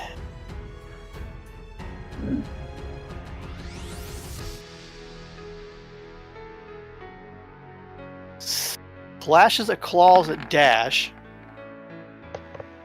Connect Dash. So actually that misses because I have the double scimitar, which gives me a +1 Right. AC whenever I hold it. Yep. And it tries Do that to would come in handy. bite Grun. Son of a bitch. It bites you, and I need you to make a Constitution save. Ron, you should hope that you fail. Look at that. That'd be so awesome.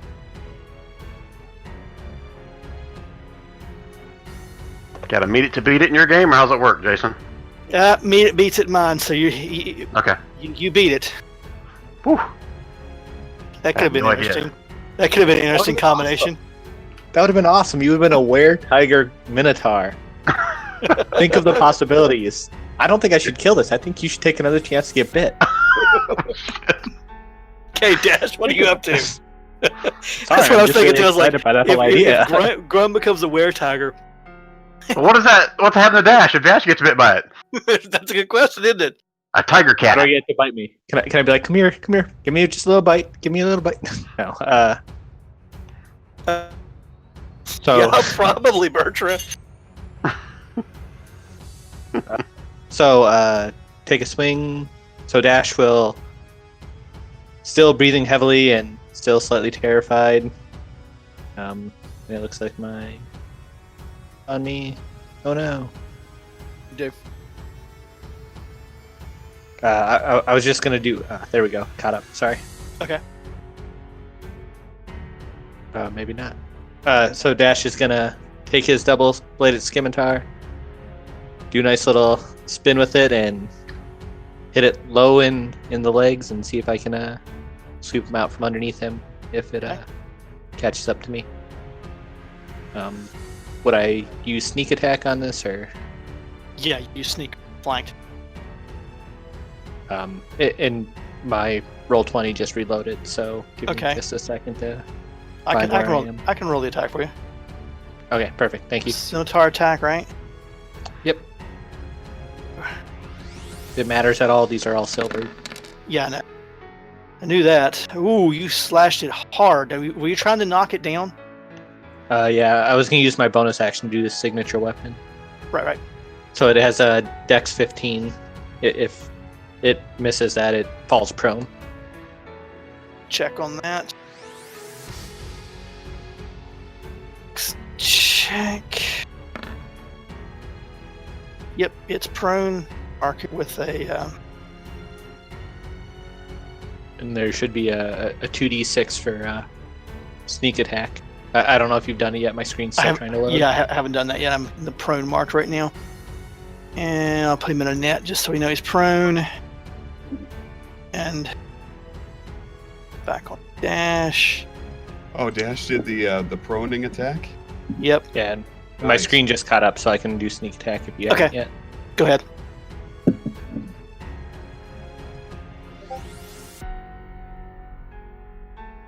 Maybe you should have done it. That's the lowest sneak attack ever.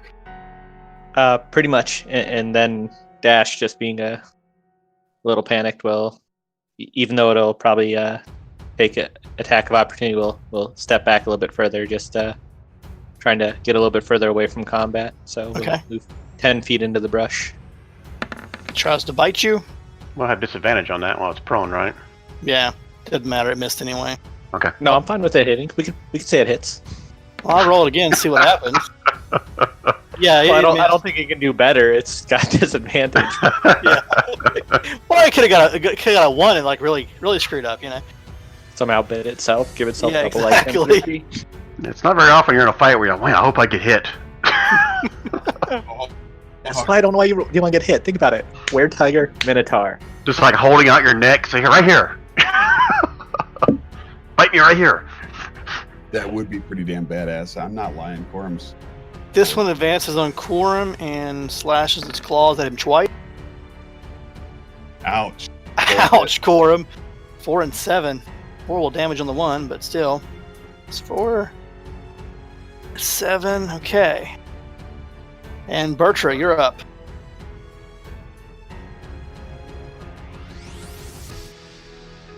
Well, I think you know what I'm going to do. I'm going to chop its head off. Good. You hope. Leave my horse alone. Oh, That was a good one. nice. Okay. Were you actually aiming for his head? Yes, I was. Okay. With that roll, What's you it would called? hit his head.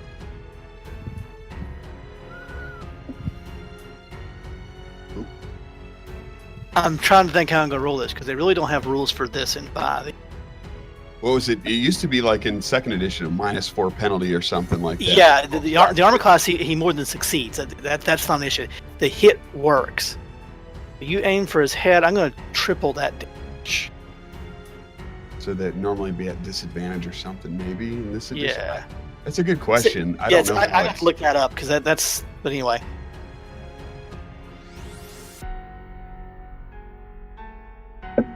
You claw it with your sword. You smash it in the side of the head. Its jaw actually breaks.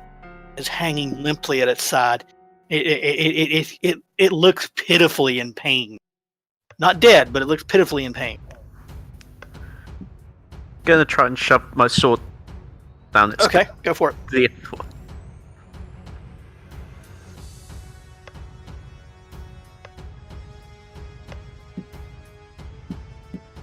and you ram your sword right into its stomach, round it through, and it lets out a wailing, caterwauling meow.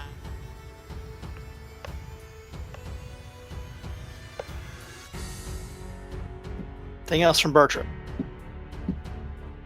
Nope, that's all I can do. From somewhere over in here, where I'm pinging, I didn't see we were pinging. Oh, yeah, next to me. Awesome. yeah, next to Grun, you hear a whistling warble sound. Oh, Is it Corum playing his flute? No, it's not Corum playing his flute. You hear a whistling, warbling sound, and then every one of the tigers look in that direction for just a second. Grun. You have a prone were-tiger in front of you. Okay, and I don't see anything over here, right? I just heard it. No, you just heard it. You don't see And does it sound like it's really close, or it's like way off in the distance, It sounded like it's close. like within me reaching it distance? Within 10, 15 foot, yeah. Oh shit! I'm torn. What about Naya back over here? Ah! All right, so screw it. I'm gonna he's down. Where's my thing? ignore the circus master, Grun.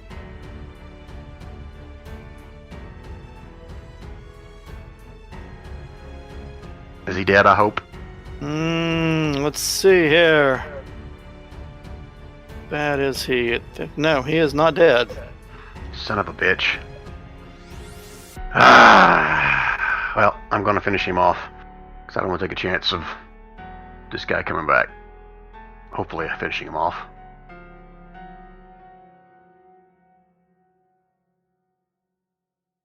He yowls in pain, but he doesn't look dead. He doesn't even look. He looks beat up and bloody, but he doesn't look haggard or worn. You son of a bitch! I am so pissed off. All right, so I'm gonna stay within melee range, but closer over here. Put myself in flanking, probably. Okay, and that'll be my turn. Okay. Lightning. For spells.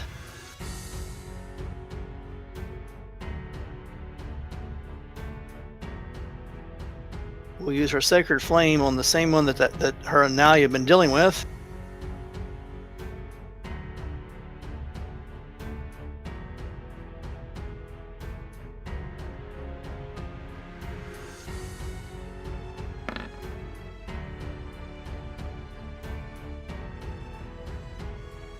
Wow, I got a 21.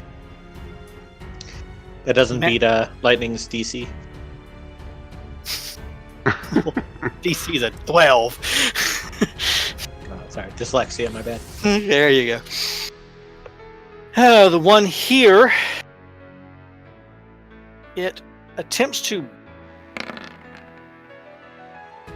misses, then runs off. Bertram, give me an opportunity attack.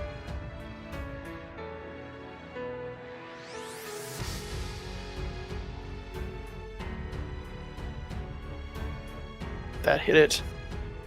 You get a vicious swipe back legs.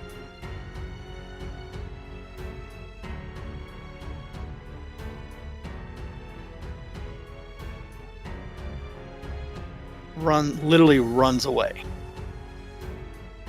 Process run away. Nalia. Over here. Those are not her attacks. That doesn't look right. Can we make suggestions for her? Sure. Can she wild shape since she's so low on hit points? Yes, she could do that. What do you guys think? I don't want to be the only one making a decision. Nope, that's good. I mean, she's What's, probably what's not she going gonna to hit too shape much. to anyway? I don't know what she's shaped for in the past. Has it been a bear or something? Or I don't think she's actually ever used the ability. Yes. She has, but she did it to. I think Yeah, a to spider spy. and a bird and all that she's been. Yeah. Okay. So Spider it is. Spider it is. How Now he about turns into I'll do some damage? to a spider Take and, some hit points. and You know as scurries well as I to the do. other side of the fire away from. But she doesn't shape until she moves around the fire and then wild shapes. And hides herself. So we'll leave her there. Corum. Doesn't that thing get an opportunity attack on her then? And it would If technically it wants to take it. wants to take So- it. Oh. It'll bite at her. It missed. Think. Druid, where Actually, tiger? nope, Come it on. did not. Her AC is 14. Oh my god. No, she has that ring, doesn't she? Nope. Who has the ring of +1 protection or whatever? She really does have that ring, but Oh, does she? but that would meet it, and I think if you meet it, you hit it. So I don't Yeah. think you would- So, but I'll roll that she makes the save, just since she's not here. Corum. Corm's gonna cast Booming Blade. Well, weakened by 1 power level.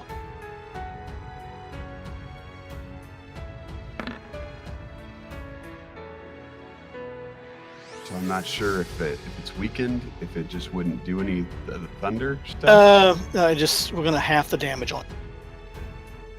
The thunder damage. The thunder damage, not the actual blade damage. Oh.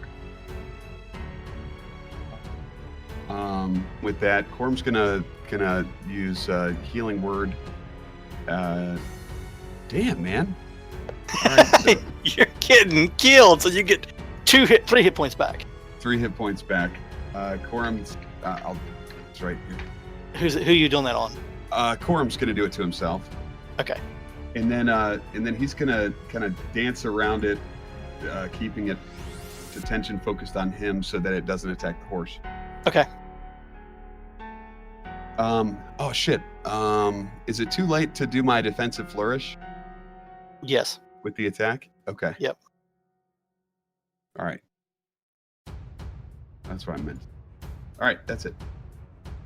One that's been attacking, harassing Lightning and Nalia makes a bite at Lightning. Kidding. You're kidding. The 2 players who aren't here, you're gonna 2 turn players into aren't here. It turned up in because Nalia I actually rolled Nalia. She failed to save. Lightning, I think I can speak for her and say that she would prefer to be turned into a were-tiger if that's at all. Yeah, if anyone, it would totally buy She- in. It'd be- She succeeds in the save. Uh, And then Everybody's so upset about making saves. hold on. Do they have an option? Because we could totally ask. I guarantee Finn would say yes. Where tiger? probably would. Let's see. Okay, she gets an opportunity attack. A stat block. See, she wanted a piece of Dash's corpse. I was totally right. That wasn't even deception. Yeah, no, you were 100% right. That was a legit threat. That's why it was so effective. I don't know if you really should roll deception. That was 100% true. He's gonna eat that because he's fully. It's 4. And by the way, Corum, the more impressive thing about that is, Finn has. That's true. So they did not hear what you were talking about. So that's just unprompted. I know. That's what it made me. I saw it. It was just not even a few minutes ago. She said that. I need opportunity attacks from Grun. Yeah, Grun. Just from me. Yep, just from you. Is it before or after he stands up? As he's standing up. Okay. So not advantage is what I'm asking. Right. Okay. Hey, Jason, I just want to make sure you know that Corm has a +1 weapon. I don't know if it matters. Yes, I do. Yeah, And of course I miss shit. you miss. Yep.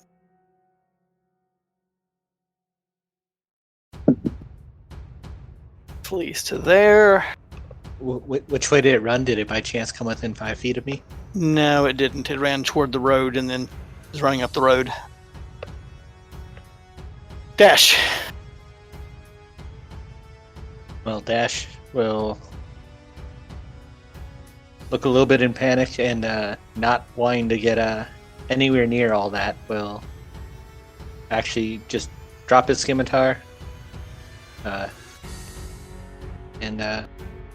draw his short bow and just take a shot.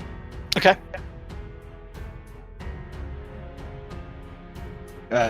Would my bonus action be drawing the bow then? Yeah. Yes, because you opted to drop your scimitar instead of stow it. Just want to make sure because Yep, otherwise yep. I was going to try to hide. But that should not have been an advantage actually. So Okay. 4 less. We'll take it anyway there. Okay. That high of a roll, we'll take it. Still 7. would've been a hit 12 and 16. It would've Yeah. all been 17. Yep. So it now has an arrow sticking out of its back as it's fleeing up the road. And then Dash will just actually kind of, oddly enough, move directly behind Grun to follow his advice from earlier. Okay. The one over here that's glowing with fairy fire. It is pinned in by Dash, or not Dash, but Corum. See, that makes everybody's names up, not just Lightning. It's going to slash and bite at Corum.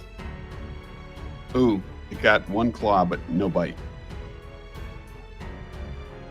I mean, if I had done my defensive flourish, it would have had at least an 18 armor. Yep. And then it's going to the opportunity attack from you there, Corum. Hey, Jason, it also takes 2d8 thunder damage. Okay. So it took 14. Yeah. All right, it took 14 thunder damage, and I'm gonna opportunity rapier the shite out of it. Blam! 11 more. 25. Got it. I Still hate to be that guy. Were we taking half on the lightning damage since it was 1 level lower? You're fine. It doesn't matter. Oh, It doesn't drop it. Flees away. Okay, and that's around to Bertra. Your kitty cat has fled. Bertra's gonna give chase. So Figured as much. 3, 4, 5, 6. Gonna dash. 1, 2, 3, 4, 5, and 6. Okay, you won't be able to attack because you burnt all your action to get down there, but you are in its way.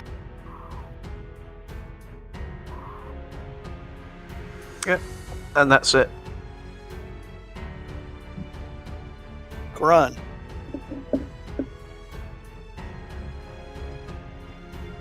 Sorry, I was reading Lightning's response. Yeah, I've been reading them too because it's popping up on my screen in the corner right above the actual chat boxes. On a scale of 1 to 10, she says all. Alright, so as a free action, I'm going to kind of shout to, I guess, everybody, but more particular about the ones next to me, that I heard something and I'll point in this general direction. Okay. I want to put, like, one arm. No, I can't. I got a shield in one arm. I'm going to step in front of Dash and kind of go towards where I heard the sound. Okay. And if I don't see anything, I'm just going to swing blindly. Okay. You What don't I see. think this sound was. You don't see anything. Okay. Is this the general area where I heard something, or is it further away? That's generally where you heard it from. Okay. Whatever was That's- there must have moved. Okay, and I swing and don't hit anything. Okay. Alright, so Razor. unless you're gonna let me do a perception check, that's my turn then. You can do your check. While you're doing that, I will have Lightning help out a little bit here with. Yeah. Yeah, you don't find anything. She cast a healing word on Nalia. 4 points.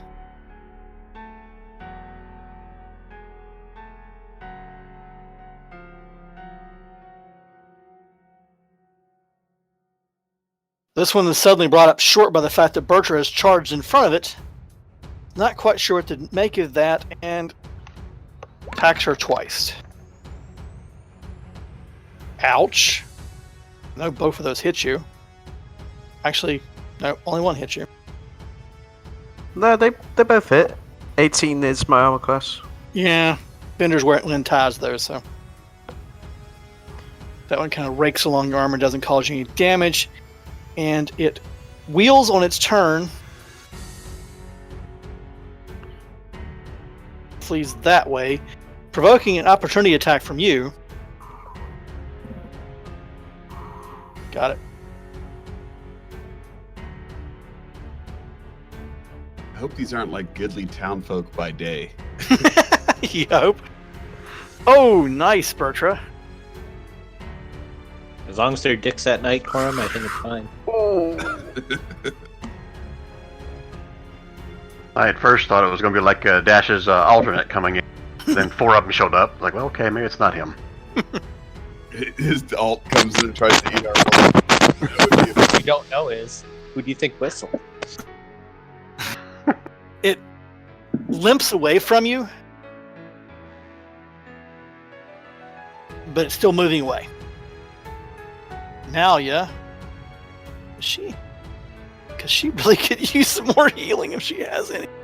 Let's see. I know she's got healing. Yeah, she did. She's good. She'll cast Healing Word on herself. Get another 7. Oh, Oh. failure. Oh, no! The spell. Crap! I'm trying to help her. It's going to be me next round. Corum, you're up. Corm's going to close the gap. He can do so easily. This time he is definitely, when he swings with his rapier, activating his booming blade, he's going to do so defensively. Okay. Just to deal a little bit extra damage is kind of the goal there too. So, normal effect. Oh, nice hit. yes. All right, so it does 12 damage on a hit, and then it's going to do an extra 5 damage. So 17 on the Got hit, and then Got 2d8 more if it moves. And then as a bonus action, he's going to Healing Word himself again, just to as a level 2 spell, actually. Can't do that. Oh, failure. See, I shouldn't have laughed at Nalia. That's a bonus action. Yep. Okay. So if it moves, it takes another 2d8, right? Yeah, 2d8 if it moves. We forget that in case it does move. I don't know what's going on. But Corum's AC is also temporarily bumped up to 22. Right.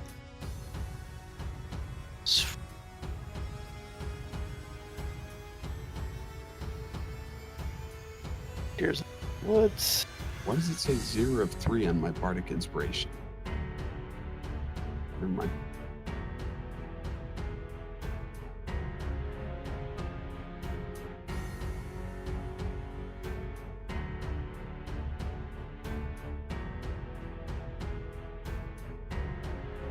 That one appears into the woods. Dash.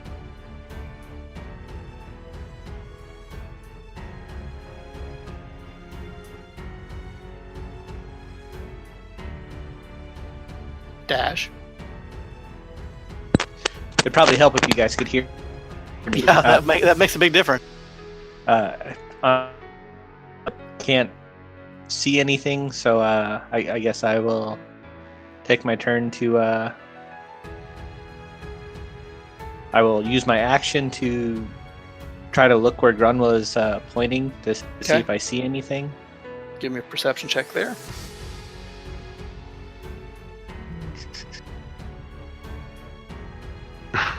You don't see anything? Perfect. And I will turn off advantage because apparently I still had that on. And I guess I'll just use my bonus action to kind of hide in the Okay. brush over here. Okay. Hopefully I can do that at least. Give me the extra damage there for him.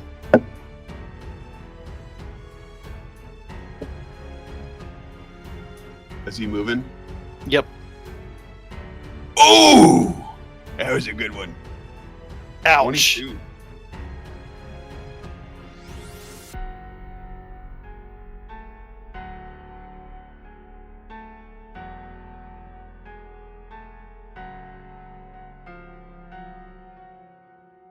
Make a perception check at advantage, Corum. Edge perception. I want to see if you lose track Oh of him. my god, I totally lost track of him. I got a 1 and a 4, man. Yeah, he disappears into the woods.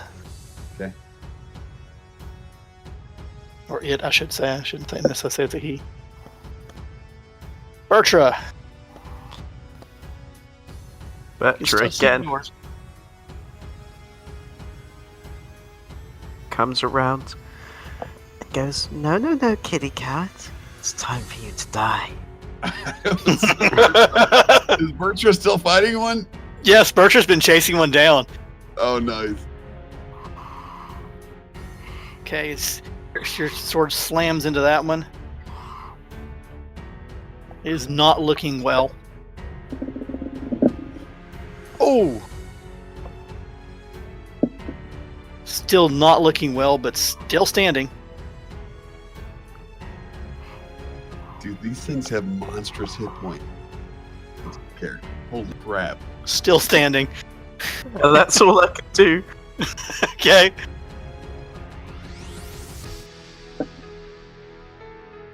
That one fled. Run.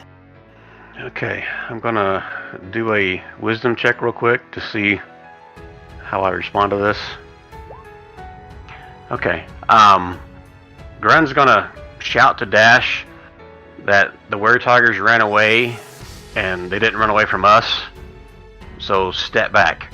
And he's gonna move back to Nalia in front of her and just ready a dodge action What's the wisdom check for?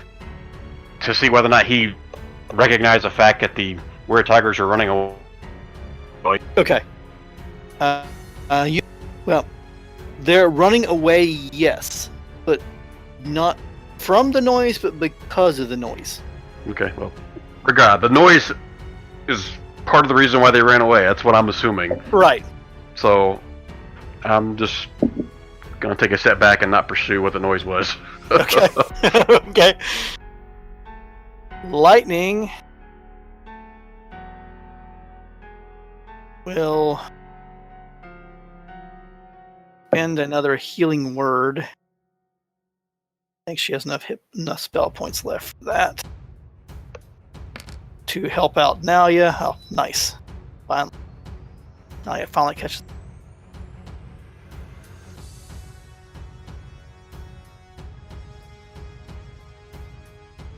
Just go ahead and give me your opportunity attack there, Bertra.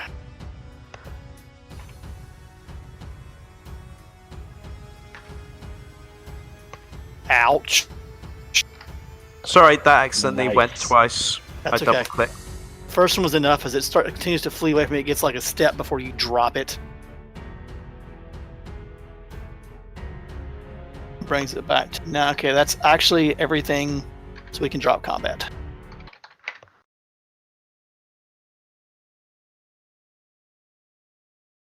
Okay.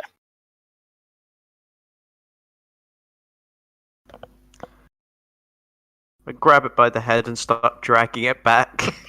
Okay. Put yourself where you where you go to, and I'll move token beside you.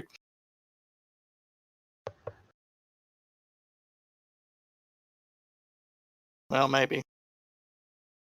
I rolled 20, just reloaded on me. I'll use the other DM, who doesn't have the ability to do that, because he doesn't access the token. Go figure. Comes back into the clearing near your campfire, dragging the corpse of one of these tiger people with her, and as she's dragging it, it actually is shifting forms back to being human.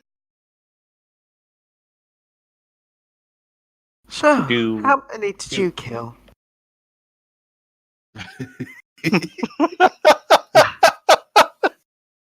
Yeah.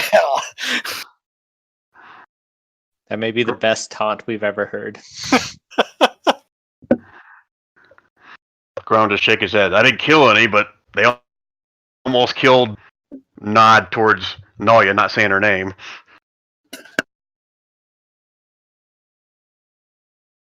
They all ran away when we heard that whatever weird noise in the forest, and they all took off running.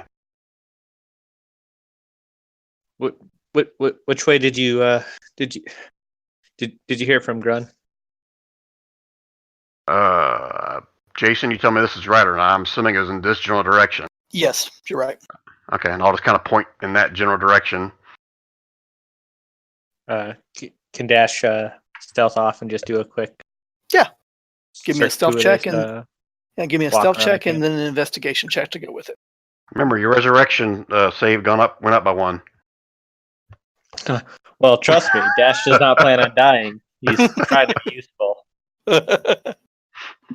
Okay, so you Dash slinks off into the woods, and it doesn't take you long, Dash, and you find a trail where something has ran off, and the tracks are similar to the other tiger. About the same size, not like bigger, smaller, anything Yeah, like about the that. same size. Corm's going to tell Nalia that there's an injured horse over here. Seems like it's more up her alley. Yeah, Nalia goes over and soothes the horse. Because this is vastly important. Whose horse is that? That horse That's was, I actually really know. So 5. Okay, let's see here. 1. I think it's Grun's on a roll of 1 through 7. And everyone else is on a roll of 8. It was your horse, Corm. Ah! It was Corm's horse. Oh, Corm's Corm's horse. horse. Okay. Was it just Corm's horse, or was it also Grun's horse? If you know what I mean. God.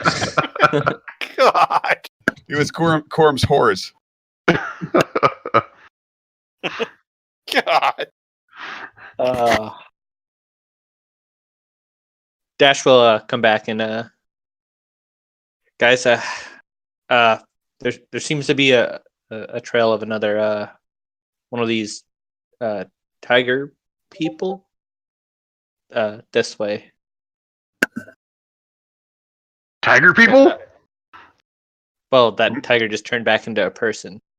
Correct me if I'm wrong, Jason. Yeah, no, you're That- right. that- But by the time Bertram arrives, it's almost fully transformed back. By the time you came back, it's fully transformed back into human.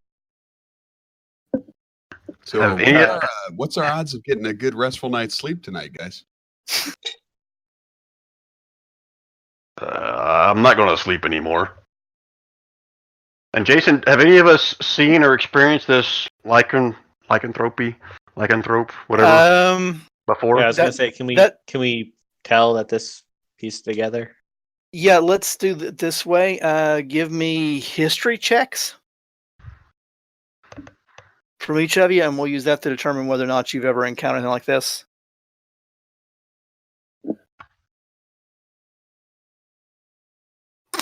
Bertram's never seen anything like this before. I think Dash has. Yeah, Dash has, Corum has. Let me see what the other two get. Stat block. Oh, This seems like something Lightning would have advantage on knowing. she rolled a 16, so it's not going to matter. Stat block for that one. Out of character. Druid, Were-Tiger. Just saying. Sounds awesome. That does it now. Wild shapes into a spider, then all of a sudden the moon comes out. All of a sudden she's a tiger. Yeah, those of you that rolled anything over a 13 have heard of lycanthropy as a disease, and are aware of existence of it. You may not have actually ever directly encountered one before. Those of you that are city dwellers, the more common lycanthropes that you would have encountered would have been were-rats. All right, so since Grun failed that, he's going to walk out to Bertram and say, What? Wait, what are you doing? Just killing this lady! We were attacked by tiger people! Dash is going to go into a long monologue until somebody cuts him off about the history of were-tigers, of lycanthropy in general, but were-tigers in specificity. So And Professor he's Dash is going to lecturing. stop him. the roleplay aspect is hilarious. The fact that like Bertram ran off into the dark and came back with a human and said, "Did anyone else get one?"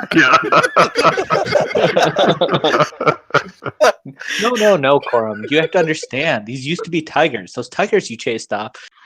See, based on the moon cycle and et cetera, he's going to keep going. Moon's cycle. There are 2 moons in Eldarin. That's definitely what he said. Which, incidentally, right now, because it's actually relevant, it's maps so I can see where the cycles are at.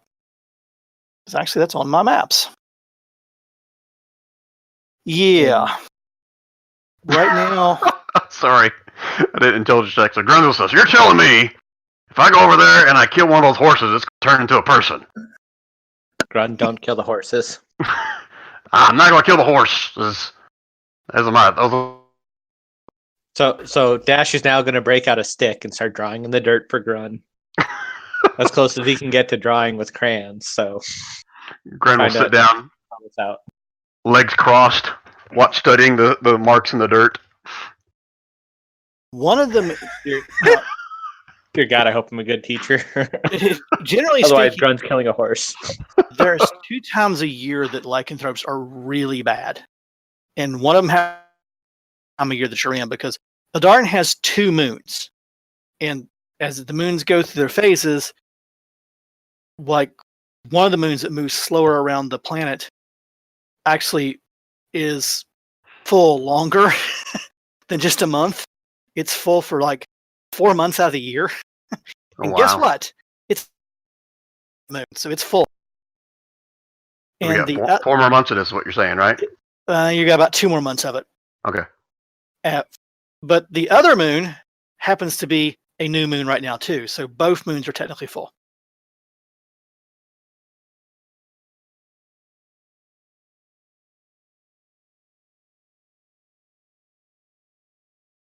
So I imagine after like half an hour of Dash trying to explain this to him with stick figures on the ground, he'll scratch his head and say, okay, you can stop.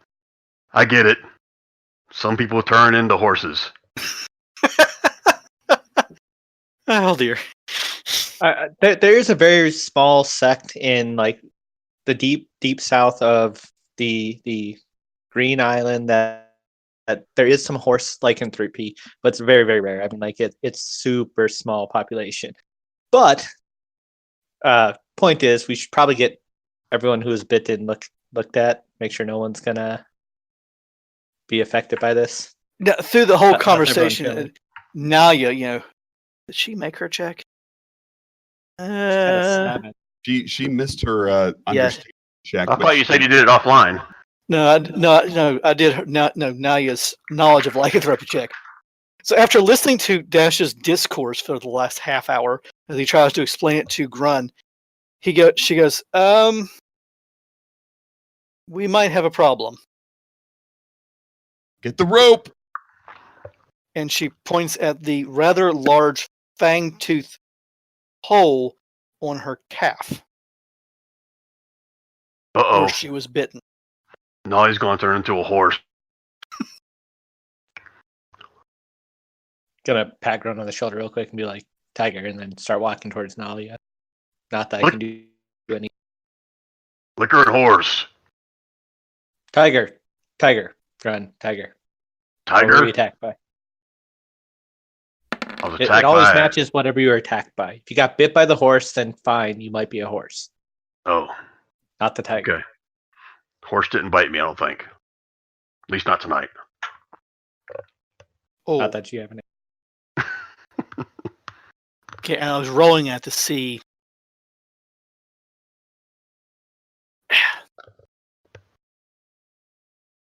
So she looks at you rather concerned. Goes, well, Dash, you seem to be rather knowledgeable. Is there a way to, shall we say, prevent this problem? Jason, can I go off of just my knowledge, or do you want to tell me what I know with that roll of 24? You know that it's a curse, and about the only thing that would, metagaming wise, that would take care of it would be something like a remove curse spell. I think Lightning already confirmed on Discord that she didn't have that. Yeah. Honestly, Nalia, I think we really need to get you to a priest or somebody who can. So lycanthropy, it's not really a disease so much as a curse of the blood. I know there's priests all over the world who can help with that, but But I gotta go I home. think we need somebody. I gotta get I home. don't- We can either go to Gumtar, or do you have priests back home? Do you have clerics?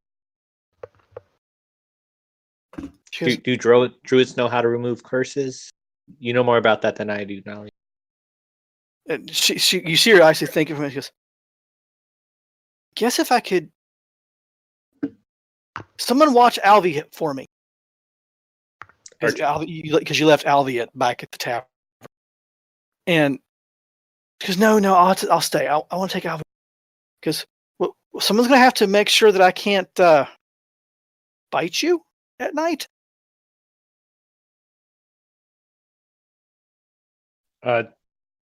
Do we know if it'll be new moons for a while? I think you were saying that it would be. Yeah, well, actually, the new moon, the lesser moon just became new. It'll be new for another. It'll be full for another week. The other moon will be full for another 2 months. Based Was off that- lycanthropy, is it the same day, or does it take a couple days for them? It'll take a little bit of time. This from the roll. It'll take a little bit of time for the curse to take effect. So there's a very good likelihood you all could get her to Gumtar before her first change. But she will be, at night, she'll be incapacitated as she's under the thrall. I mean, she'll just basically sit and stare longingly at the moon. Not Okay, tonight, but starting tomorrow game-wise. So Dash knows there's no good part of this. Yeah, because since she's not a born, and this again, because it's based on your roll, Dash, you know that since she wasn't born a were-tiger, that when she shifts, she loses all control of herself. For the record, out of character, Minotaur were-tiger still sounds badass to me. But in character, Dash explained all that to the group, just explaining that Nalia will take precautions. We can still tie you up and try to make you comfortable at night. But I think the best thing we can do at this point is just try to hustle on to the Gumtar to see if we can find a priest, or Nalia, if there's people back home you know and trust that could take care of this. Well, there are priests in my family, but she goes on to explain that there are priests in her family that in her homeland that she can probably go to. And she goes, but I'm curious, since the natives natural born were-tigers can control themselves, is there a possibility they could learn to control this? And out of character, the answer to that is Dash. It has been known to happen, but it's rare.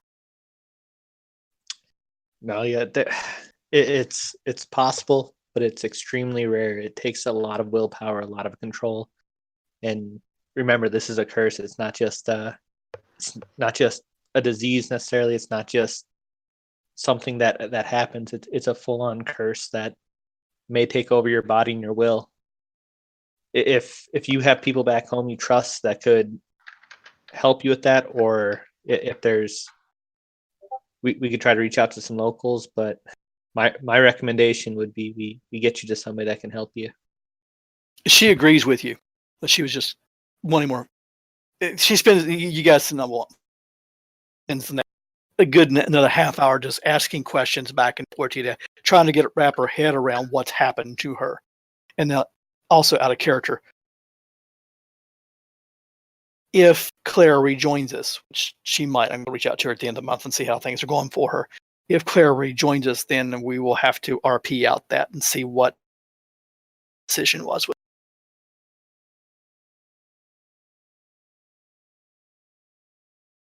Okay. So, what's the party doing? In the meantime, guys, do we want to try to get some rest? Nalia, you're good for tonight, at least. You should be resting. No, Dash will just kind of look back towards everyone and realize he's been talking a lot. He'll kind of step. So Grun will point out what makes us think that we're gonna make it through any kind of arrest out here. We didn't kill them all.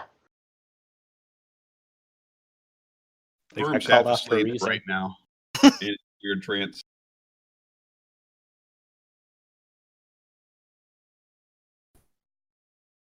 The one I killed for Okay. anything useful. Well, it does have a bit of tattered clothing on it. Not much. Obviously, this group of weretaggers lives here in the jungles. They're getting closer to Gumtar, so you're in more of a jungly area. There is nothing of value on the tiger that you can find. Your guess would be looking at its clothing, and after listening to Dash's information, probably and this is something Dash would probably would know as well. Chances are, knowing that at the time of year it is and how often they'll shift, it's a good likelihood that they have stashed their personal equipment or belongings elsewhere, so they can return to them after the cycle ends. Okay, I'll start digging a shallow grave with my sword. Okay. Hey, Bertra, do we want to do it a little bit from camp? And I can write a quick note. It may sound weird, but considering lycanthropy is not always controllable. Yeah, they responded to a whistle, but do we want to leave a note saying something about their companion laying here? I find it hard to believe they were just bandits.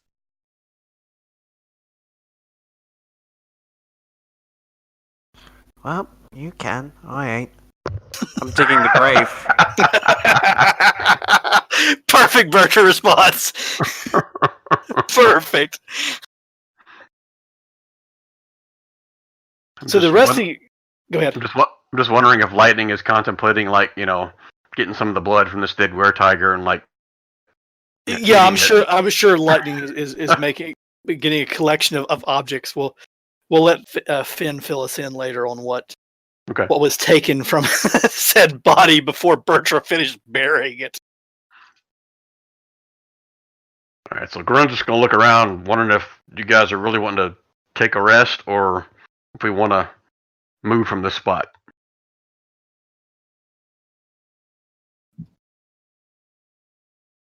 It's a good 4 hours till dawn, because it was during Bertra's watch that this happened. Do we just want to double up on guards and have everyone sleep closer to the fire? I'm not really fully awake yet, even with that. I'm pretty tired. And Corum looks like he's asleep already. Corum definitely sang the song of rest first. So I guess metagame-wise, Jason, it's up to you whether or not we can even finish a long rest at this point. The non-elves couldn't get a long rest. You could get enough of a rest to avoid being exhausted. Okay. But you're not 100%. You're still on that verge of, one more sleepless night and you would be into exhaustion. Nalia does suggest, though, that initially you had, tied the horses up across the right way from you, that bring the horses closer to the fire and probably build up a larger fire. Yep, I'd agree with that as well. And do we need to tie Nalia up? No, she's as Dash explained, she's good for the next 2 or 3 days as her body goes through the change. Okay. If it makes you feel more comfortable, Nalia, we could start tying you up in the next night or two, but tonight just lay down, get rest. Your body needs always been more a rest little than anything. attracted to Nalia, but he's definitely way more attracted to Nalia right now. Oh, dude. Because she's a were-tiger? Because Yeah, she's dangerous? Yeah. Oh, dear. Okay, so the rest of the eating does pass. 3 months later, Corum gets mauled in the face by hitting Nalia. Exactly. So the rest of the eating does pass uneventfully. No more interactions with any creatures in the nighttime. Switch you back to the actual region map.